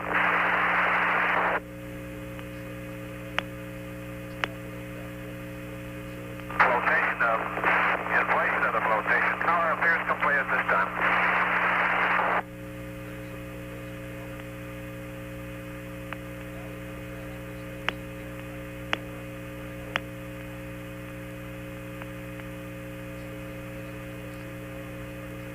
Apollo 13 appears to be riding a little more comfortably this time. The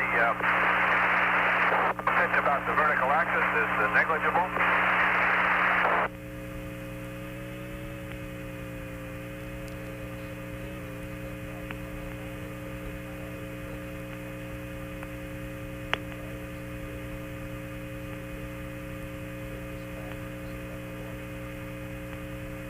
A swimmer is installing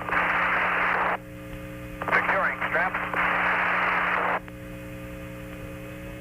fastening them to the tower bolts on the upper deck. Adjustments are made and he gives the signal for deployment of the egress raft. 1-2, this is recovery. You're clear to deploy the egress rafts upon completion. Take backup position. Recovery goes to ready position. 1-2, roger. Photo 1, further adjustments being made. Securing straps. Situation normal.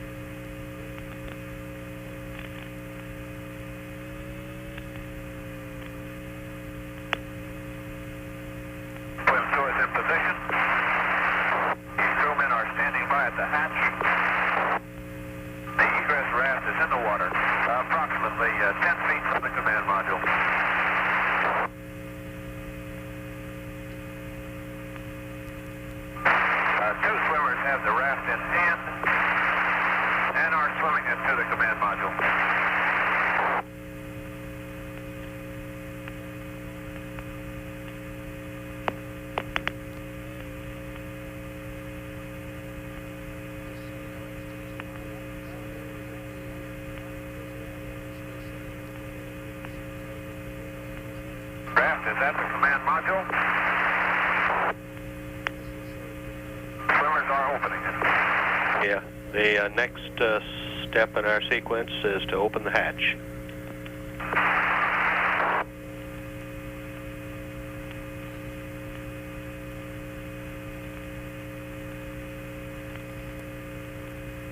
And the inflation appears to be satisfactory.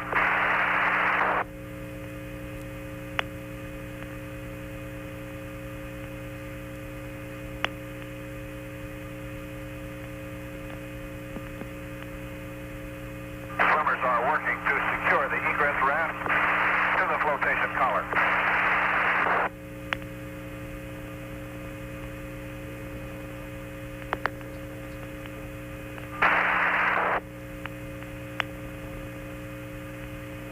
Presently have 3 swimmers in the water, and I observe the signal of swim leader. The recovery commencing approach to deploy the swim leader.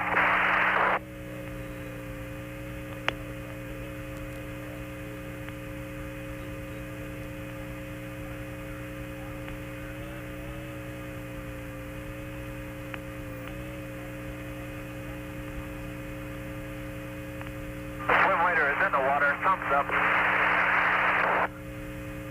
Good condition. Stand by.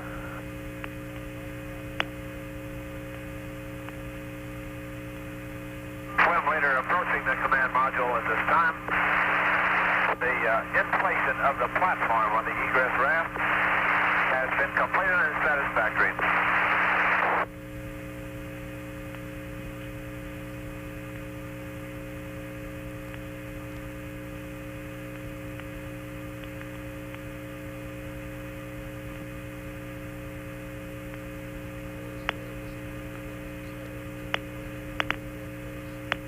The situation static at this time. Presently have 2 swimmers in the egress raft and 2 swimmers standing by in the water. The swim leader is standing on the flotation collar, checking the interior of the command module. Control, go ahead with your quick look.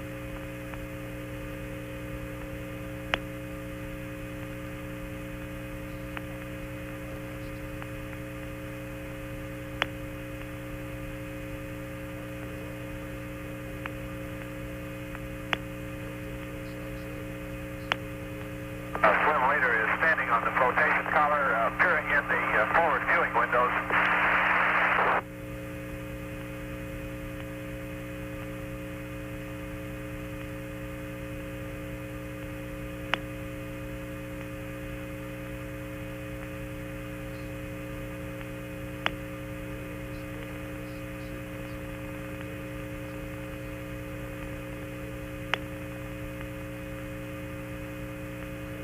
Recovery is commencing approach to deploy the astronaut's flotation equipment.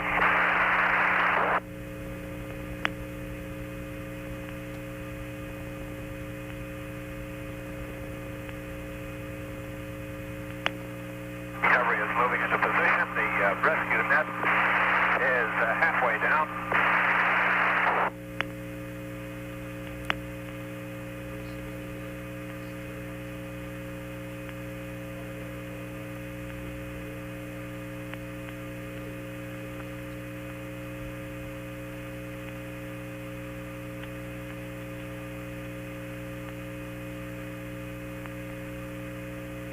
Recovery is maneuvering to place the rescue net in the egress raft. A swim leader has the rescue net in hand, and it is in the egress raft. The equipment is being removed. Thumbs up. Our rescue net is on its way back.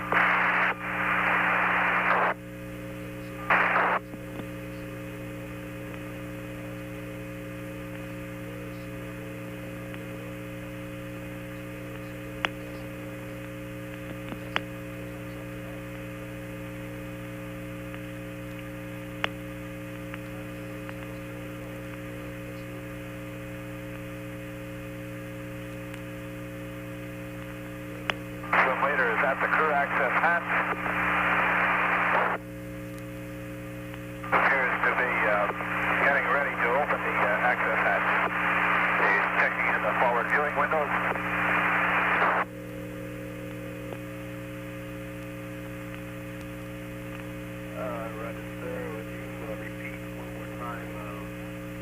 Item Papa, is S minus 113 USB.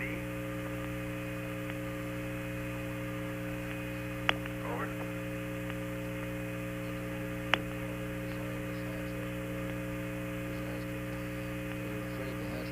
Roaring over and sweep the scuba divers right off the side, and it just...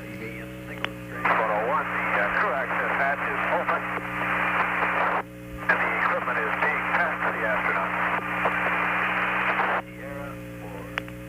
The hatch is closed again. The leader is observing the activity through the forward viewing window. Roger, sir, copy all. Situation static at this time. Have two swimmers standing by in safety position in the water. Have two swimmers in the egress raft.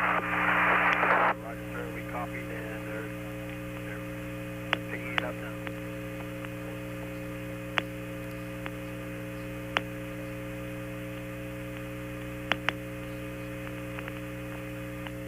The three Apollo 13 crew members will be hoisted up into the Recovery 1 helicopter by the Billy Punet. The device you see that looks much like a half bird cage. For the first time, there are stifters in this net. The Billy Punet has been used on previous recoveries. These made out of aluminum to provide rigidity to the net.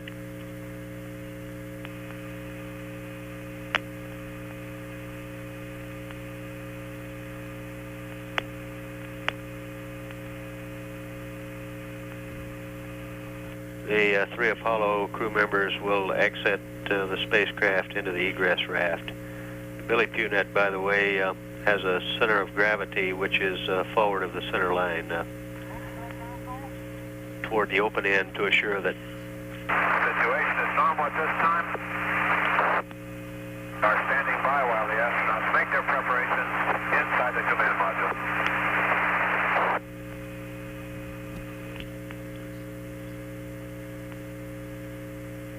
This forward center of gravity is designed to assure that an individual being picked up would not tumble out. Swim leader is opening the crew access hatch. It's completely open. Roger, we'll send that itinerary to Dandy by telex, if that's okay. First astronaut is climbing out of the command module and is in the egress raft. Alright, to the right control, say your last, you will block. Second astronaut is on his way out, being assisted by swim leader. And you want that on all ends? Standing on the flotation collar, and is in the egress raft. Followed by the third astronaut, entering through the crew access hatch.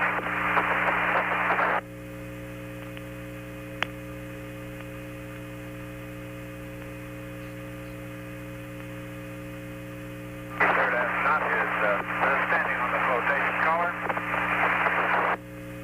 and is in the egress raft.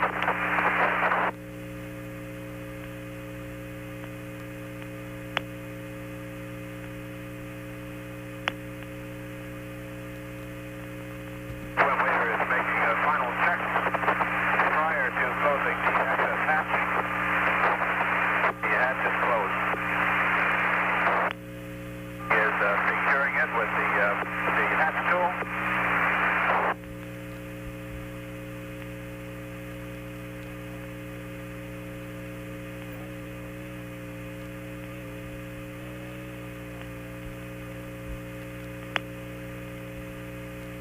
Out of their command module. Three swimmers in safety position in the water. Taken into the moon. Took them steady around the moon with the help of the lunar module Aquarius, and back to Earth. No help from the service propulsion system, which was blown out by that explosion on Monday night. Recovery is maneuvering for position.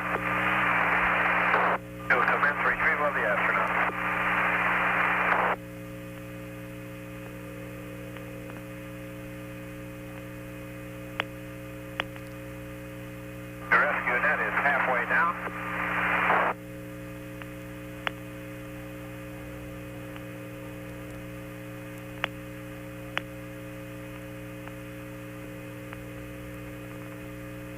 Yes, 1, 2, 3, 4, 5, 5, 4, 3, 2, 1, 1, 2, 3, 4, 5.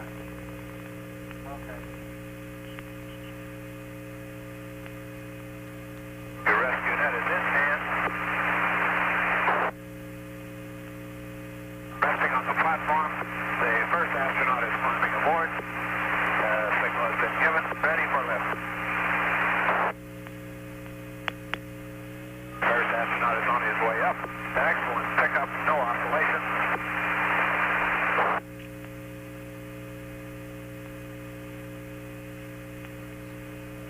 First astronaut is halfway up.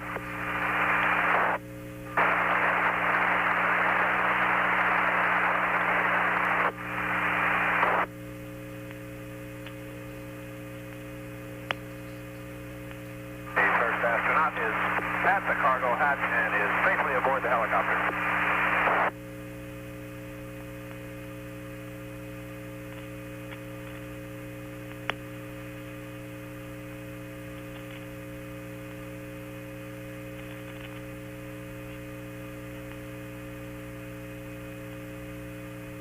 His recovery, I have astronaut Hayes aboard.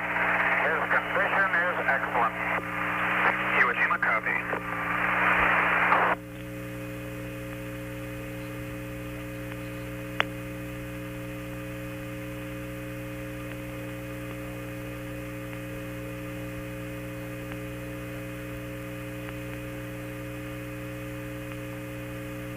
Recovery is in position for the second retrieval. The rescue net is being positioned in the egress raft.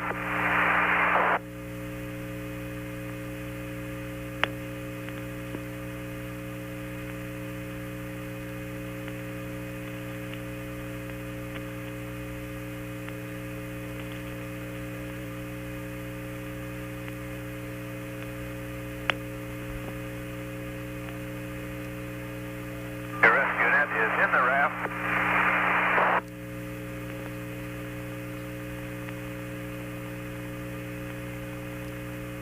It's positioned on the platform. The second astronaut is climbing aboard. The signal is given for arrival. Second astronaut is on his way up.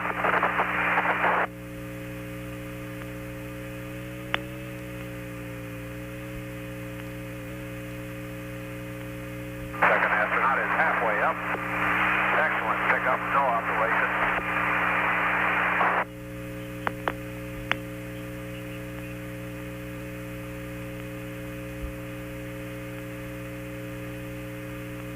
The rescue net is at the cargo hatch, and the second astronaut is safely aboard. There's recovery. I have astronaut Weigert on board. He reports D field 5. Iwo Jima copy.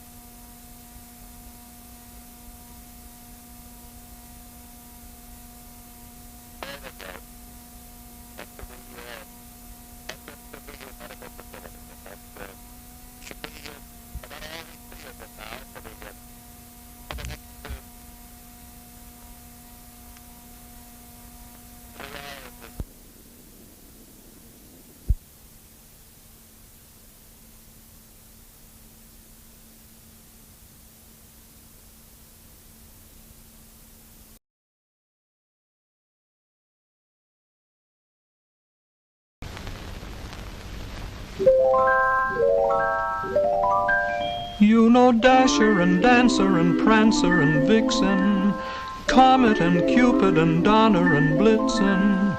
But do you recall the most famous reindeer of all? Rudolph the red-nosed reindeer had a very shiny nose, and if you ever saw it, you would even say it glows. All of the other reindeer used to laugh and call him names. They never let poor Rudolph join in any reindeer games. Then one foggy Christmas Eve, Santa came to say, Rudolph, with your nose so bright, won't you guide my sleigh tonight? Then how the reindeer loved him as they shouted out with glee, Rudolph the red-nosed reindeer, you'll go down in history. 'Twas the day before Christmas, and all through the hills the reindeer were playing, enjoying the spills of skating and coasting and climbing the willows and hopscotch and leapfrog, protected by pillows.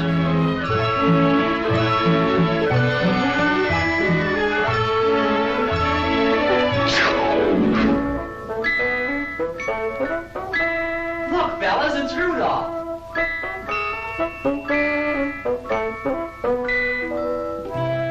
His nose is a sight. It's red as a beet. Twice as big and twice as bright. Looky, looky, I'm Rudolph. Poor Rudolph. Where most reindeers' noses are brownish and tiny, Rudolph's was red, very large and quite shiny.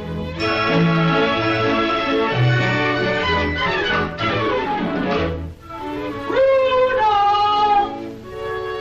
Go on home, Red Nose. Your mama's calling you.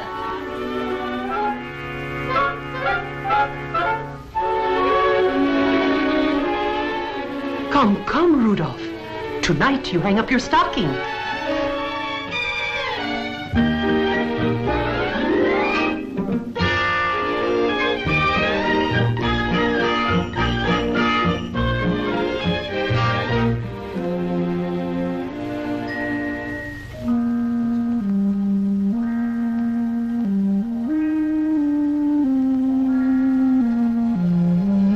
His nose is a sight.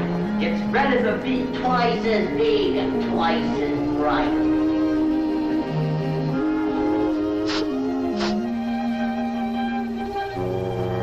While way, way up north on this dark, foggy night, awaiting the time for his Christmas Eve flight, good old Santa. This fog will be hard to get through.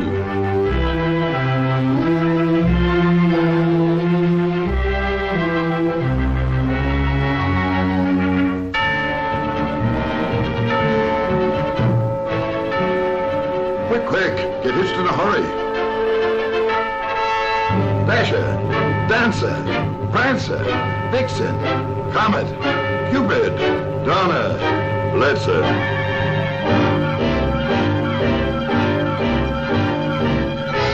Hi-ho!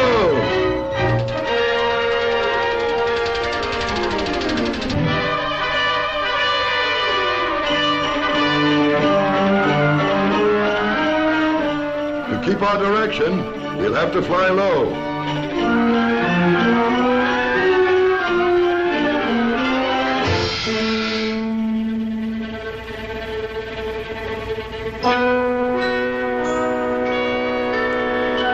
Come down here, quick!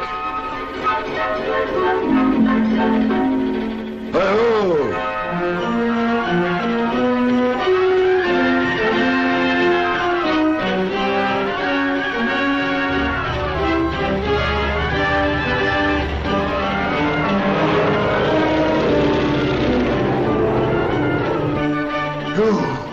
Pretty close.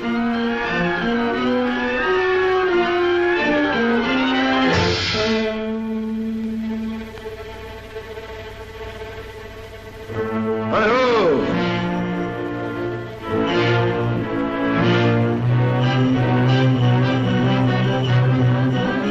The air was still foggy, the night dark and drear when Santa arrived at the home of the deer. But all this took time and filled Santa with gloom, while slowly he groped toward the next reindeer's room.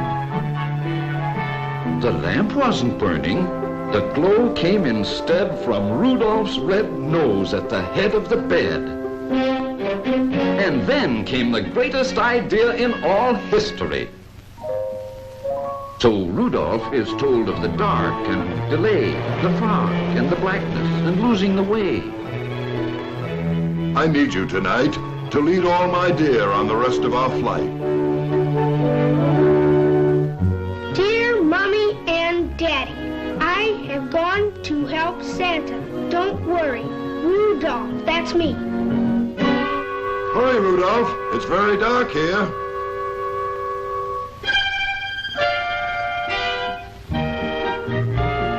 With Rudolph's red nose as a wonderful light, old Santa flew quickly the rest of the night.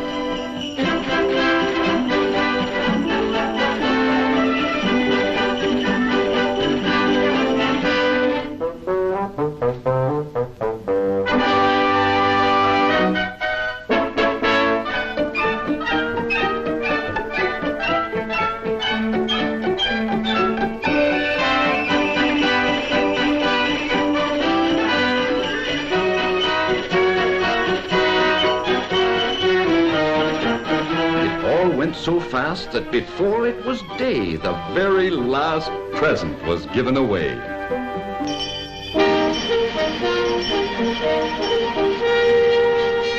Hear ye, a message from Rudolph.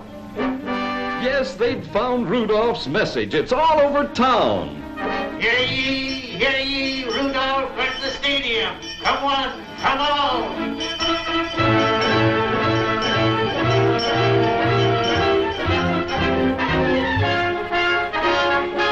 The bad deer who used to do nothing but tease him, well, now they'd do anything only to please him.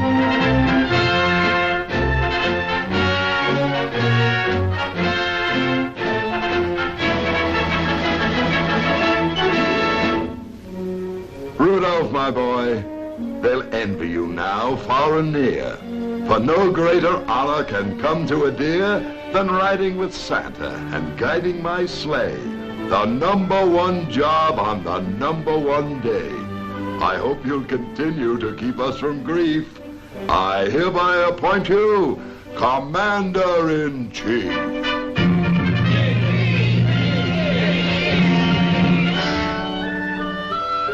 And Rudolph just blushed from his head to his toes until his whole fur was as red as his nose.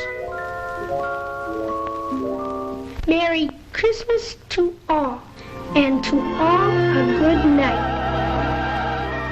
Then all the reindeer loved him as they shouted out with glee. Rudolph the red-nosed reindeer you'll go down in history.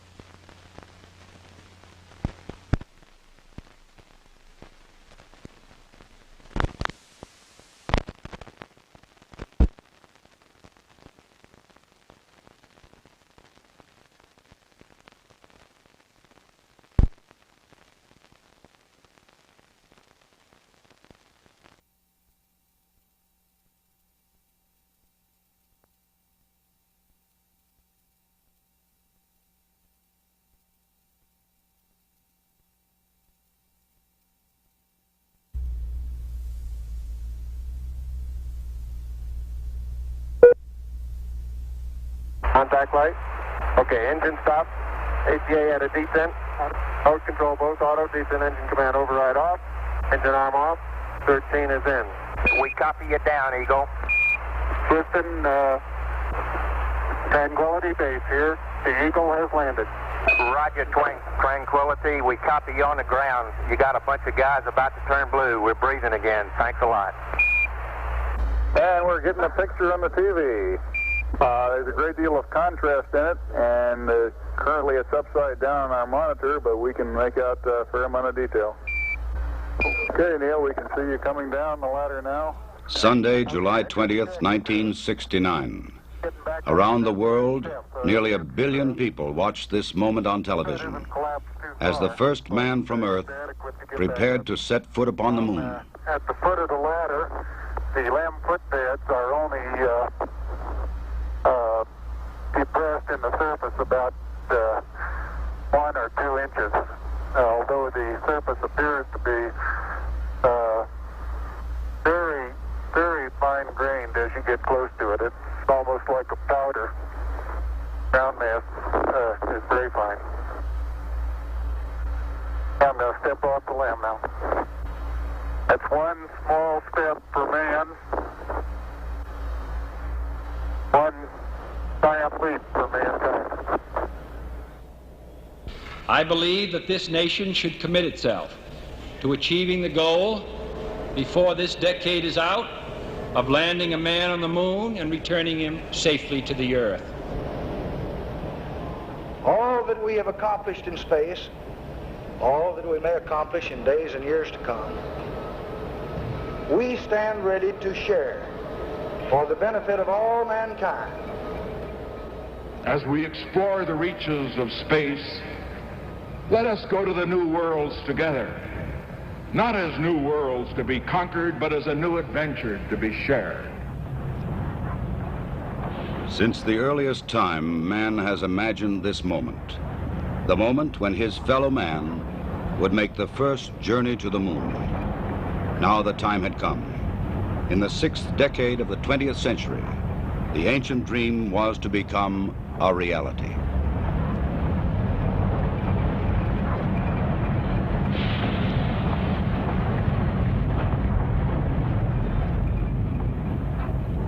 The flight of Apollo 11 was the culmination of many years of planning, working, building, and testing.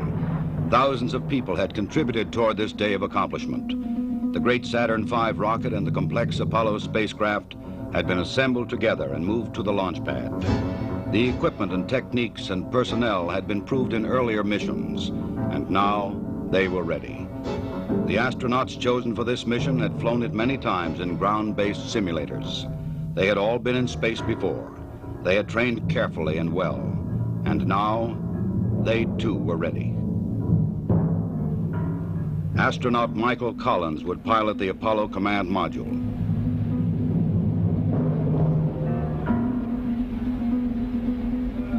Astronaut Edwin Aldrin Jr. would pilot the Lunar Module.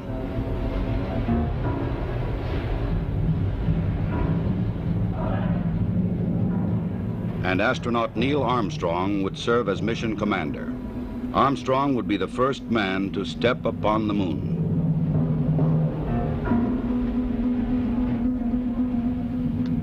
July 16th, the day had come. The moon awaited.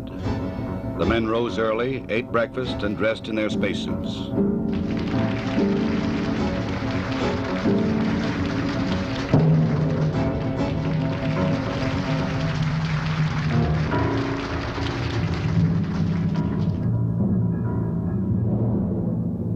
Other astronauts had made this journey to the launch pad, but never with such anticipation. 9:32 a.m., July 16th.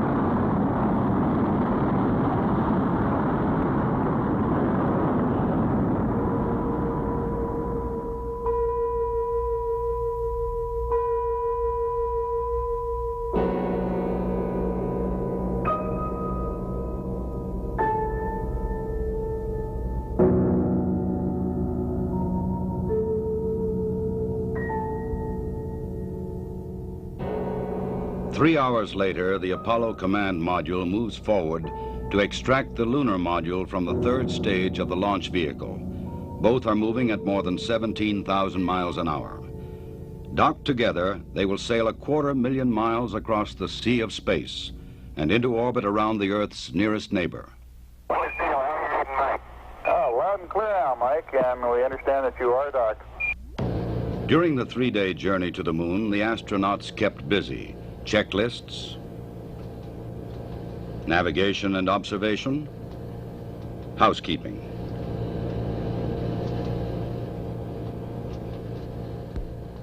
They must work in a weightless environment, keeping their spacecraft and themselves in good condition. Data must be collected and reported. Experiments must be performed, including photography both inside and outside the spacecraft. Because of the film speed, these actions appear faster than they actually were.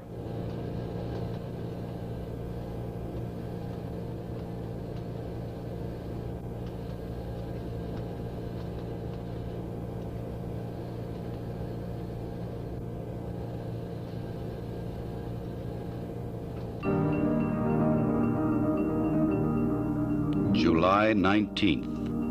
Apollo 11 slows down and goes into orbit around the moon. The bright blue planet of Earth now lies 238,000 miles beyond the lunar horizon. Astronauts Armstrong and Aldrin, now in the lunar module, separate from the command module.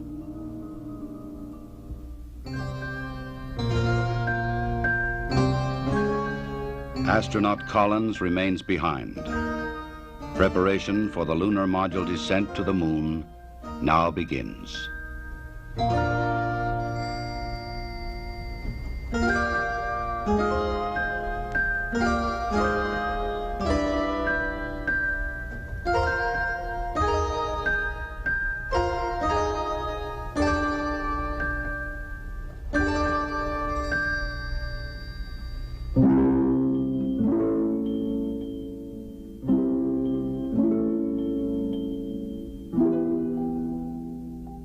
the command module assumes the new name, Columbia.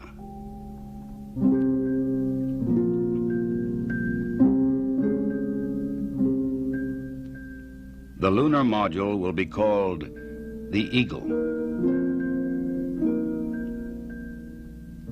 From Columbia, Michael Collins' camera sees bright rays of the sun reflecting patterns of color from the surface of the Eagle. In this strange metallic bird rides the ancient and endless dream of all mankind. The command pilot can see detail which his camera cannot record. The 4 landing pads of the lunar module are fully extended and locked in place. The Eagle is poised and prepared for its descent to the lunar surface.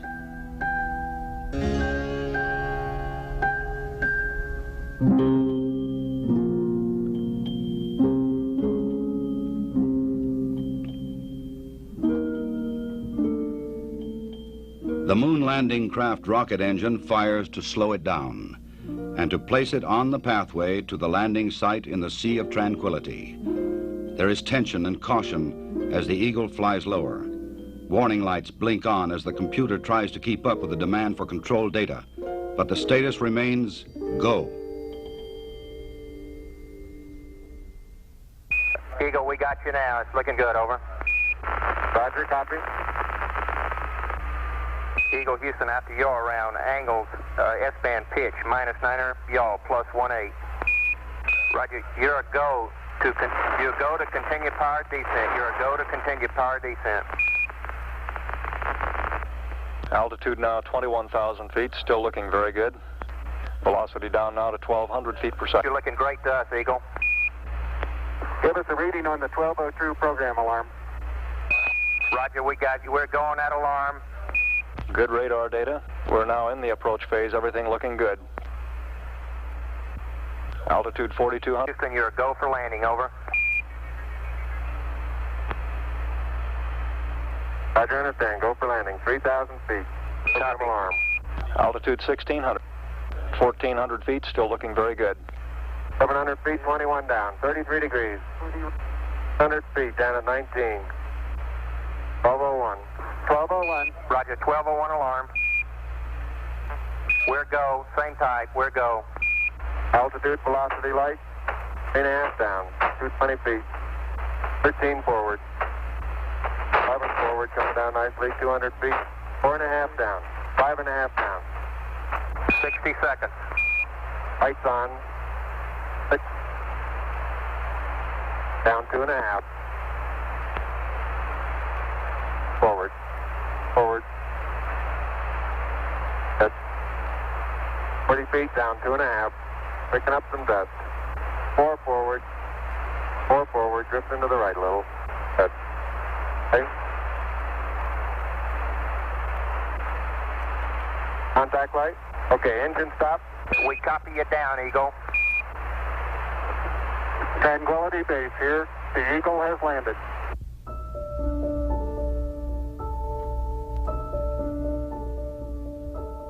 Through the window of the Eagle, Armstrong and Aldrin see what no human eyes have ever seen before. Their spacecraft casts a long shadow across the undisturbed dust of centuries.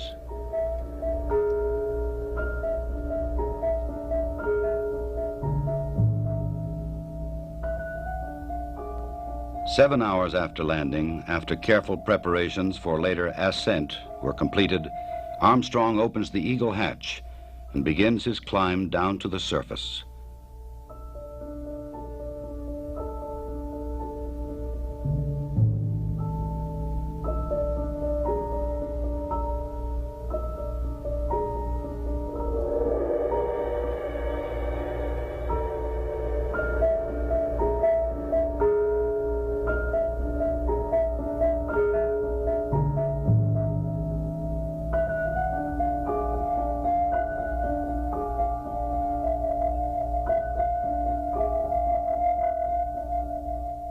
The first footsteps on this strange new world must be taken cautiously. The moon has only 1/6 the gravity of Earth. The nature of its surface was still unknown. I'm going to step off the limb now. That's one small step for man, one giant leap for mankind.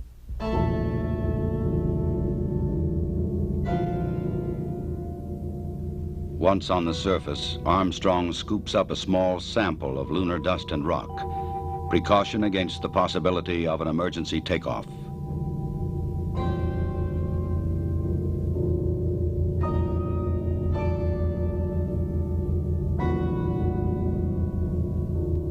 According to plan, astronaut Aldrin now descends from the Eagle. He and his equipment would weigh 383 pounds on Earth. Here, they weigh about 66 pounds.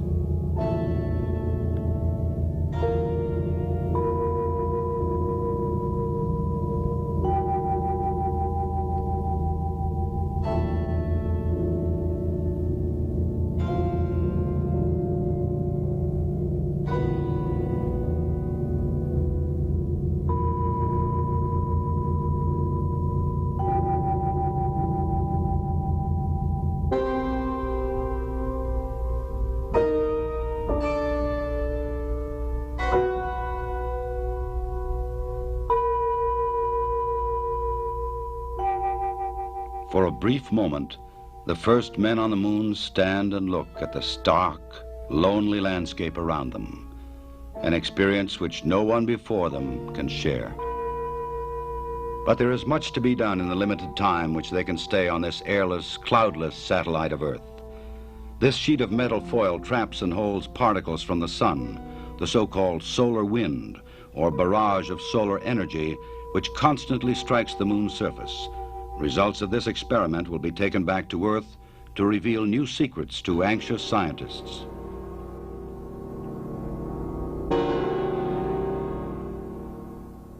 An American flag is left behind on the moon, together with medals honoring American and Soviet spacemen who lost their lives in earlier space tests, and a small disc carrying messages of goodwill from 73 nations on Earth.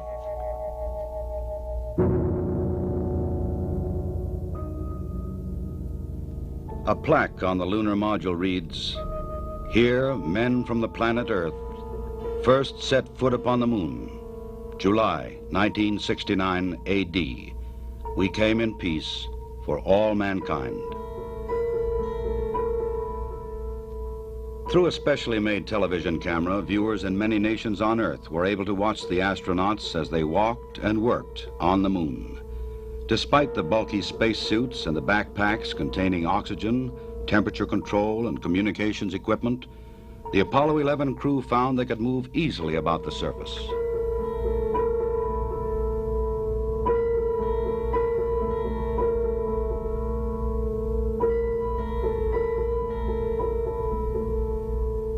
Because there is no wind or rain on the moon, these footprints will remain for centuries.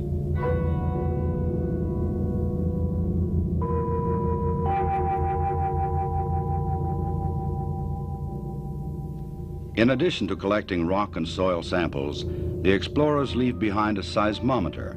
This highly sensitive device would send back valuable information on external meteoroid impacts, as well as internal lunar movements.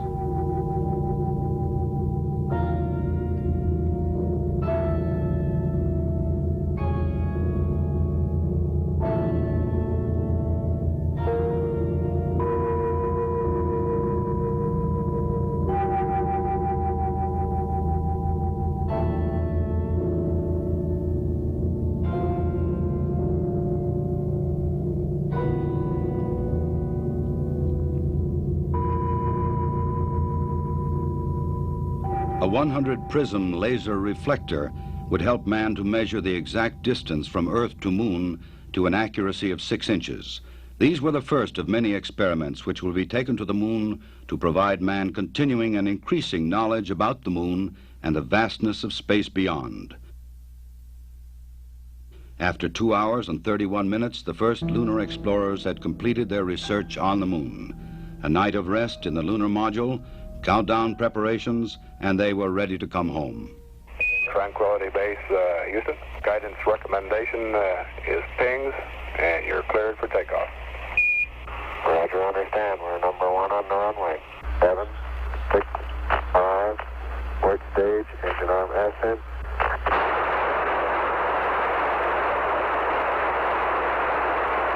beautiful.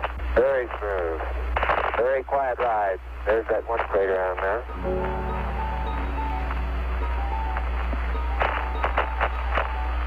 Thousand feet high, 80 feet per second vertical rise.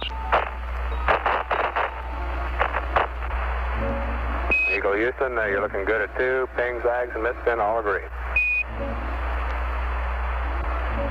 And then right down US 1. Eagle Houston going right down the track. Everything's great. Horizontal velocity approaching 2,500 feet per second. Roger. Some 120 miles to go until insertion.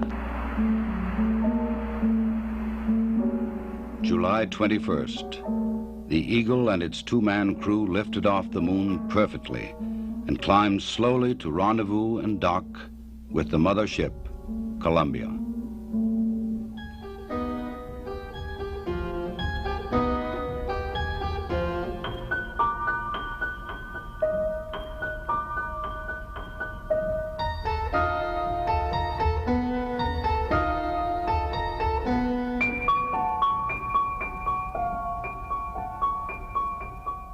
While Armstrong and Aldrin explored the moon, astronaut Collins had kept a long and lonely vigil in the Columbia. The approaching Eagle was a welcome sight.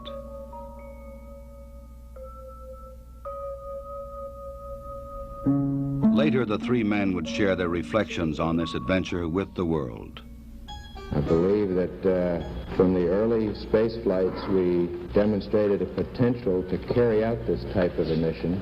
And again, it was a question of time until this would be accomplished. I think it's a technical triumph for this country to have said what it was going to do a number of years ago, and then, by golly, do it. The relative ease with which we were able to carry out our mission, which of course came after a very efficient and a logical sequence of flights. I think that this demonstrated that we were certainly on the right track when we took this commitment to go to the moon. I just see it as a beginning of a new age.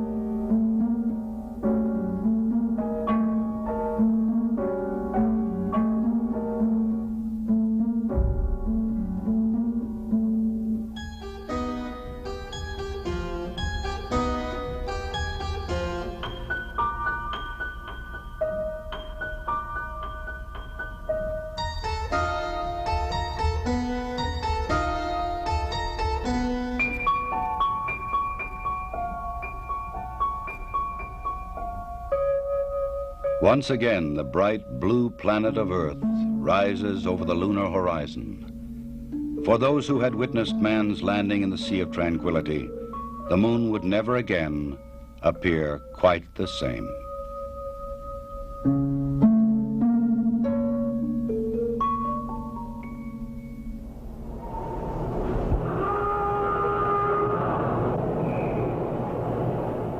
July 24th, dawn in the Pacific.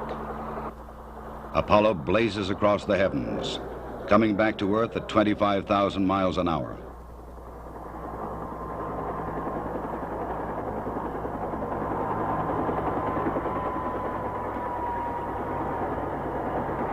President Richard Nixon, who had talked with the astronauts by telephone while they were on the moon, was waiting aboard the recovery carrier to welcome the returning voyagers.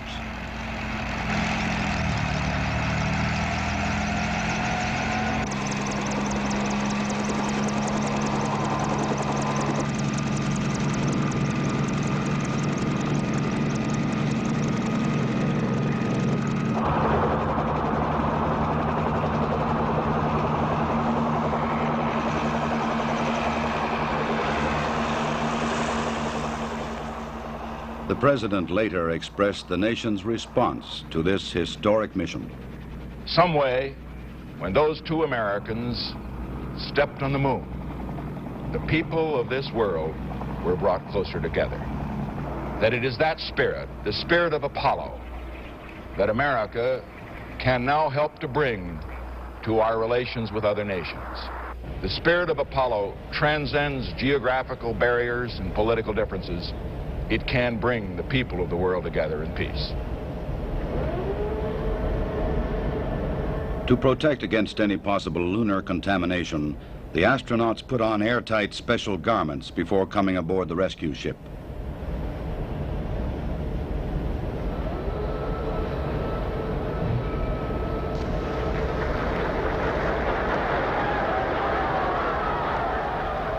They transferred directly from the helicopter to a mobile quarantine van, in which they would be flown back to the Manned Spacecraft Center in Houston, Texas.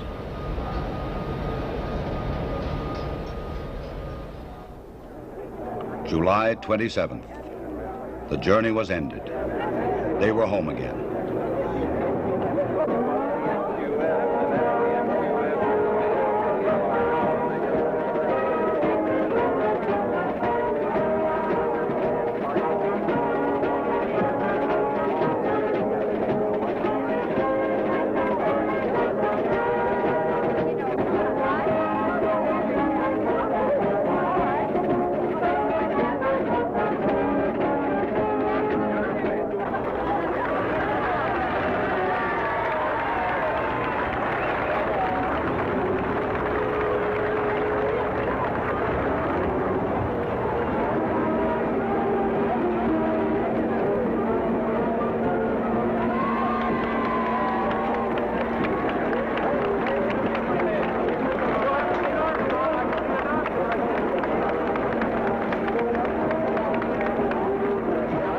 Ahead lay 3 weeks of isolation, medical tests, and mission debriefings. Then visits to major cities of America and abroad. The details of their unique mission would be relived and remembered so that others might learn what they had learned, and that future travelers in space might build upon their experience.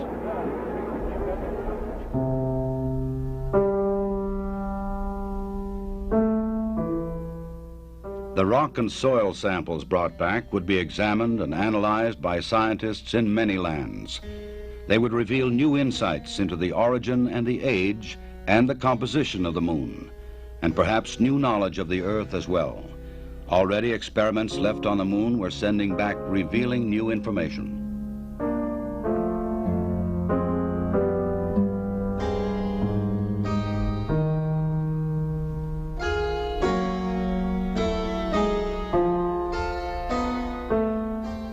The mission was successfully completed. The Eagle had landed the first men on the moon, and Columbia had returned them safely to Earth. Wherever man journeys tomorrow across the ocean of our universe, history will remind him that Apollo 11 was mankind's first encounter with a new world.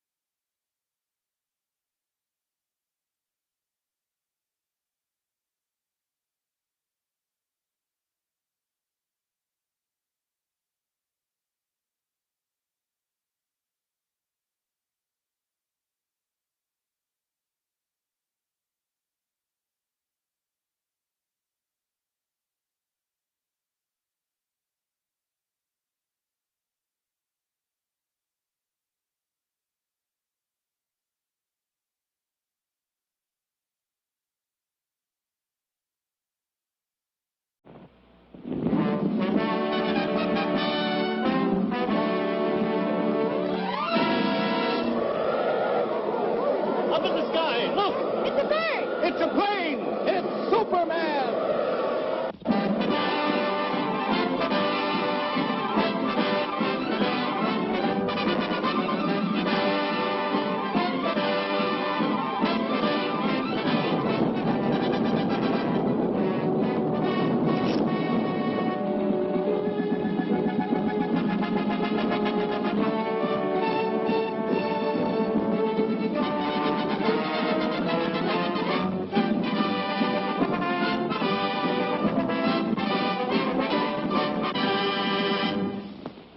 Faster than a speeding bullet, more powerful than a locomotive, able to leap tall buildings at a single bound, this amazing stranger from the planet Krypton, the Man of Steel, Superman.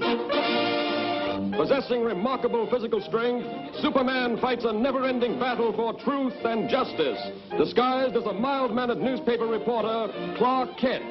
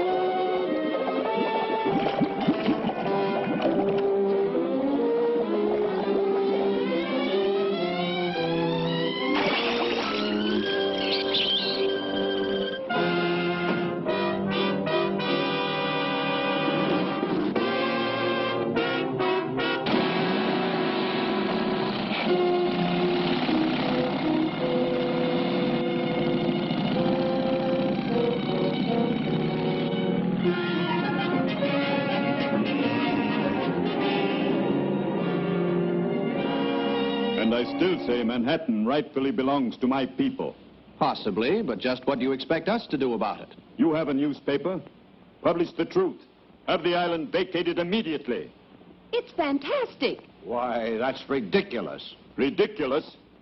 Maybe modern science will make you think differently.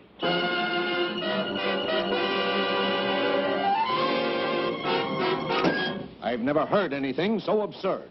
You know, from the look in his eyes, I'd almost believed he was in earnest. No, he's just a harmless crank.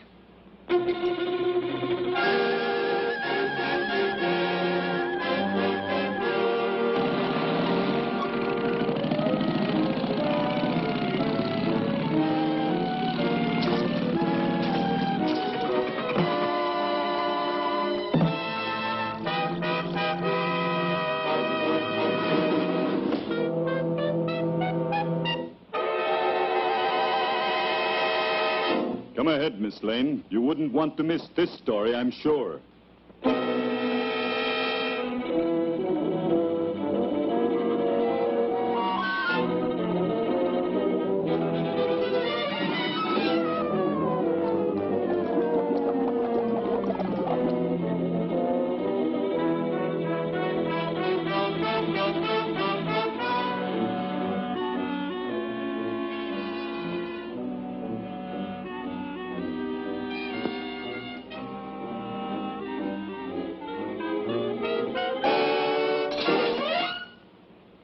Just a precautionary measure.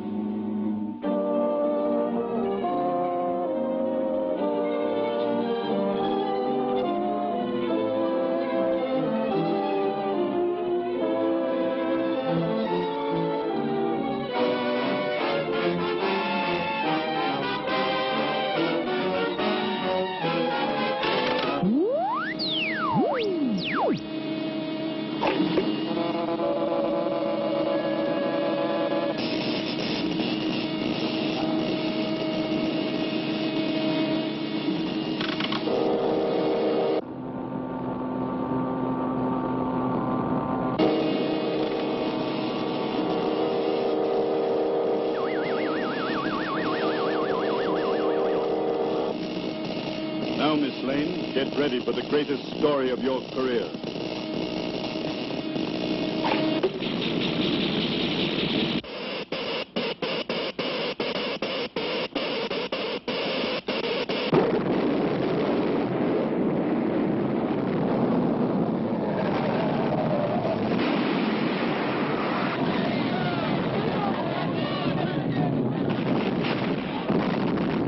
Come on, Kent.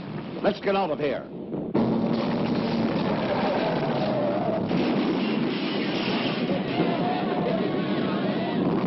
This looks like a job for Superman.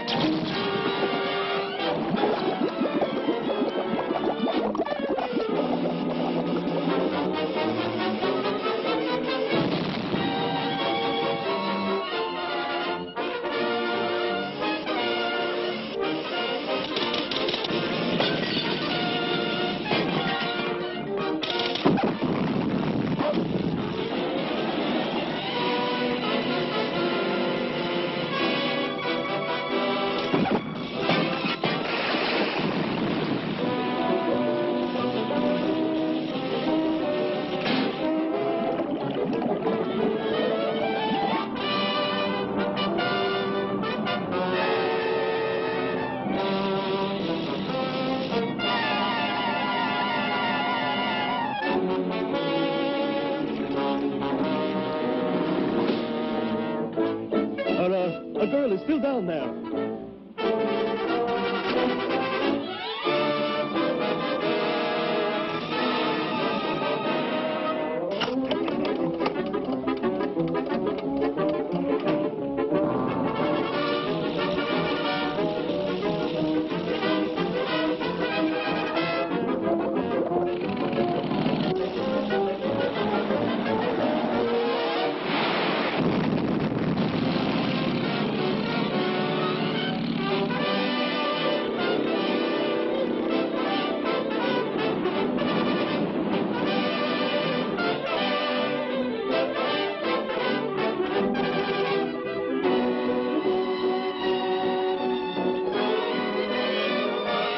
You know, Lois, the old island looks just as good as ever.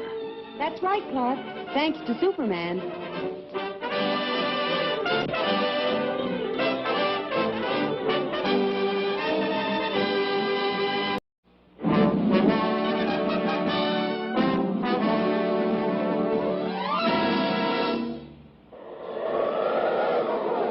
Up in the sky, look!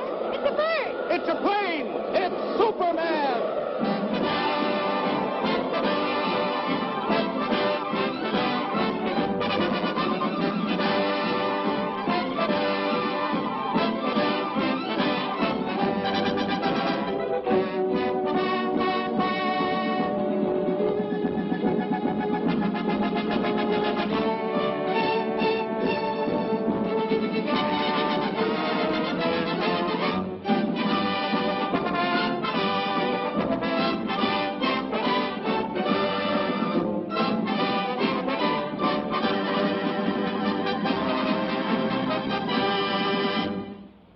Faster than a speeding bullet. More powerful than a locomotive. Able to leap tall buildings at a single bound. This amazing stranger from the planet Krypton. The Man of Steel. Superman. Empowered with X-ray vision, possessing remarkable physical strength, Superman fights a never-ending battle for truth and justice. Disguised as a mild-mannered newspaper reporter, Clark Kent.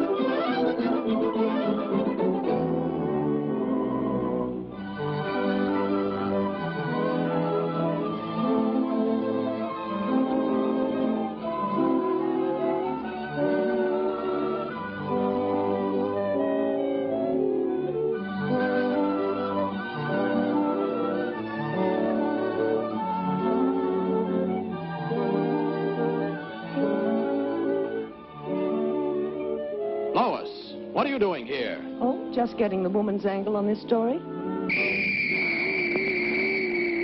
The mechanical monster! Look out!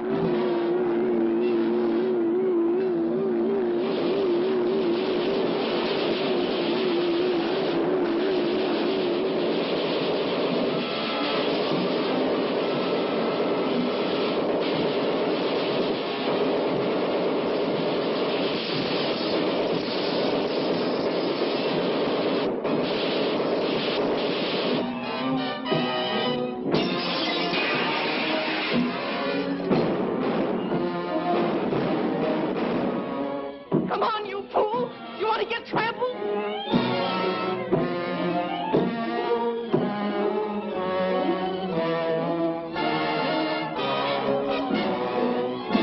Now, you wait here. I'll phone this in.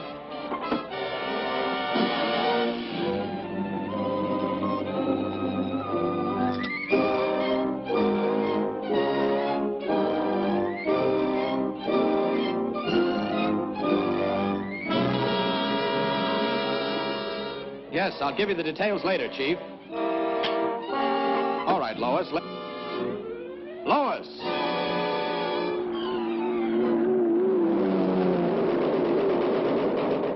This is a job for Superman.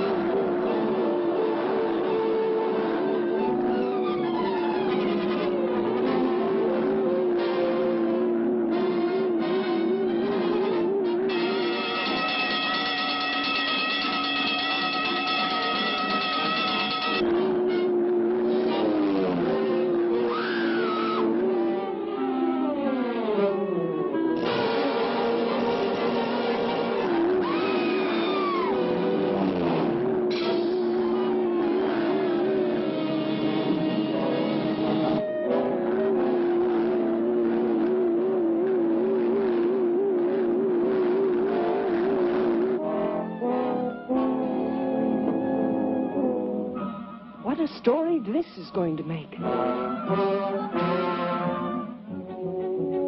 The jewels. What have you done with the jewels? You'll read about it in tomorrow's paper. Are you going to tell me what happened to those jewels?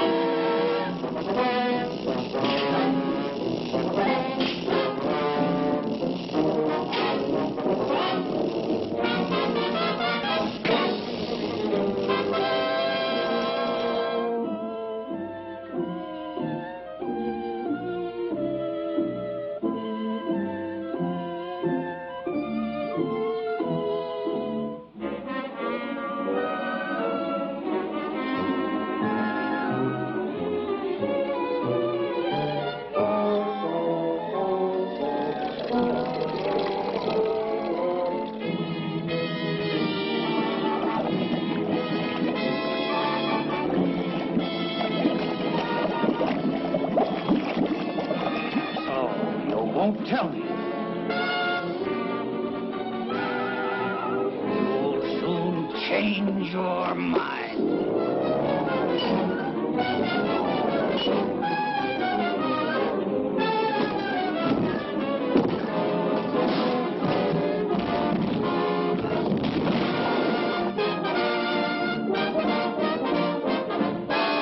Superman.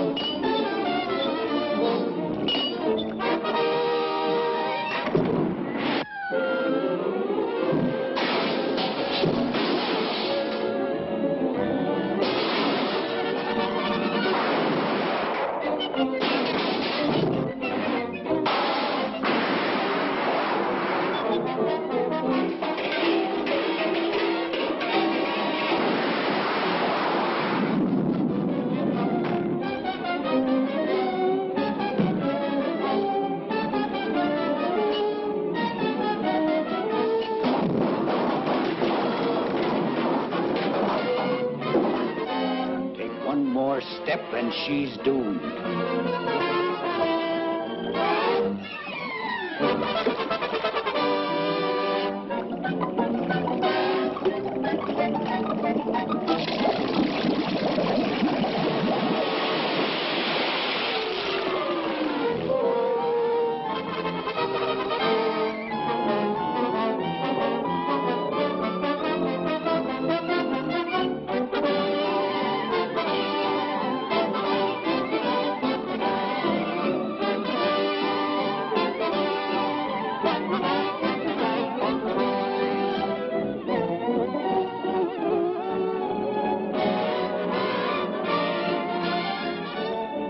That's a wonderful story, Lois. Thanks, Clark, but I owe it all to Superman.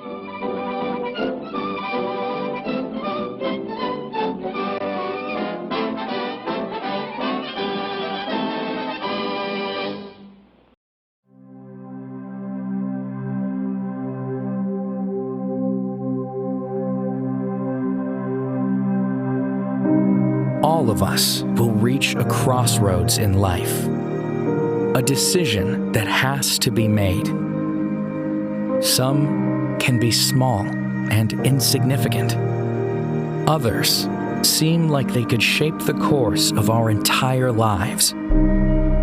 How can we know the will of God? How can we correctly choose the path He has set out for us? And what if we make the wrong decision? We spend sleepless nights and days filled with anxiety when we place these burdens upon ourselves.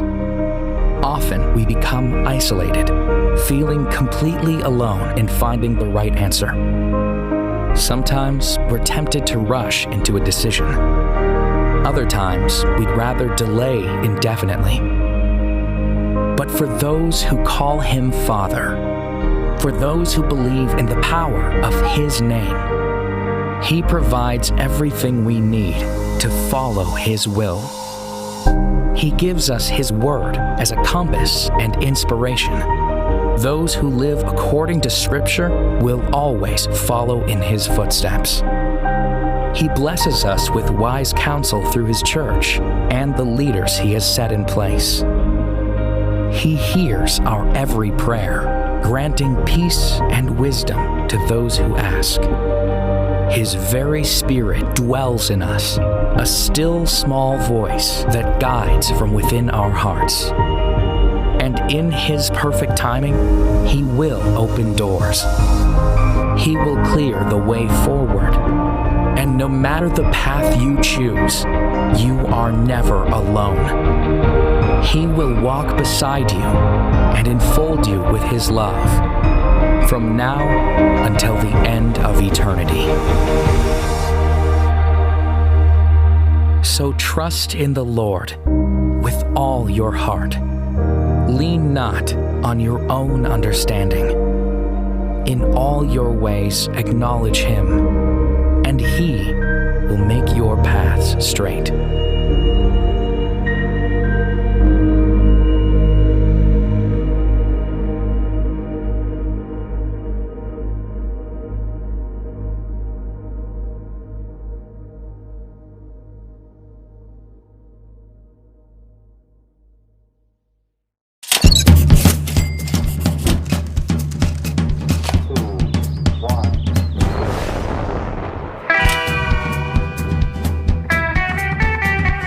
You've probably heard the word engineering before, and you've probably been told it's pretty important.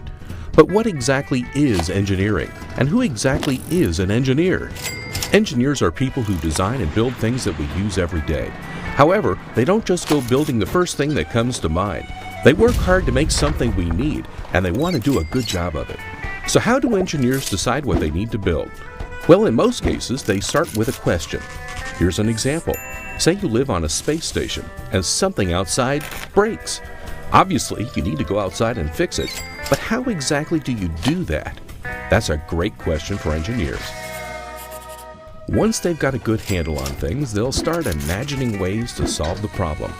They'll come up with all kinds of ideas, and some that might even seem a little crazy. That's important because sometimes the craziest idea is the one that works best. After coming up with these ideas, they'll pick a few that make the most sense. Next, they'll start drawing a plan. Depending on the idea, the plan can be very simple or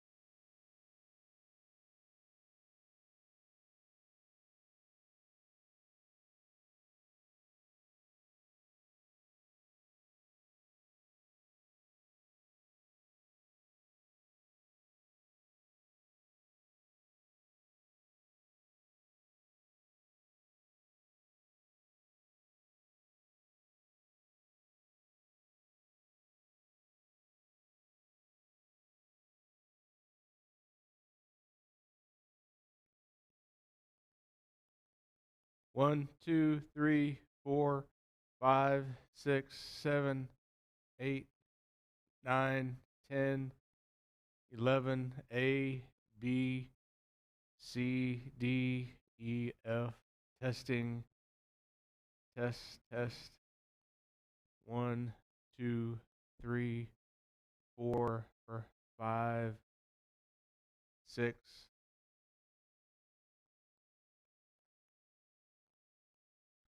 One, 2, 3, 4, 5, 6, 7, 8, 9, 10.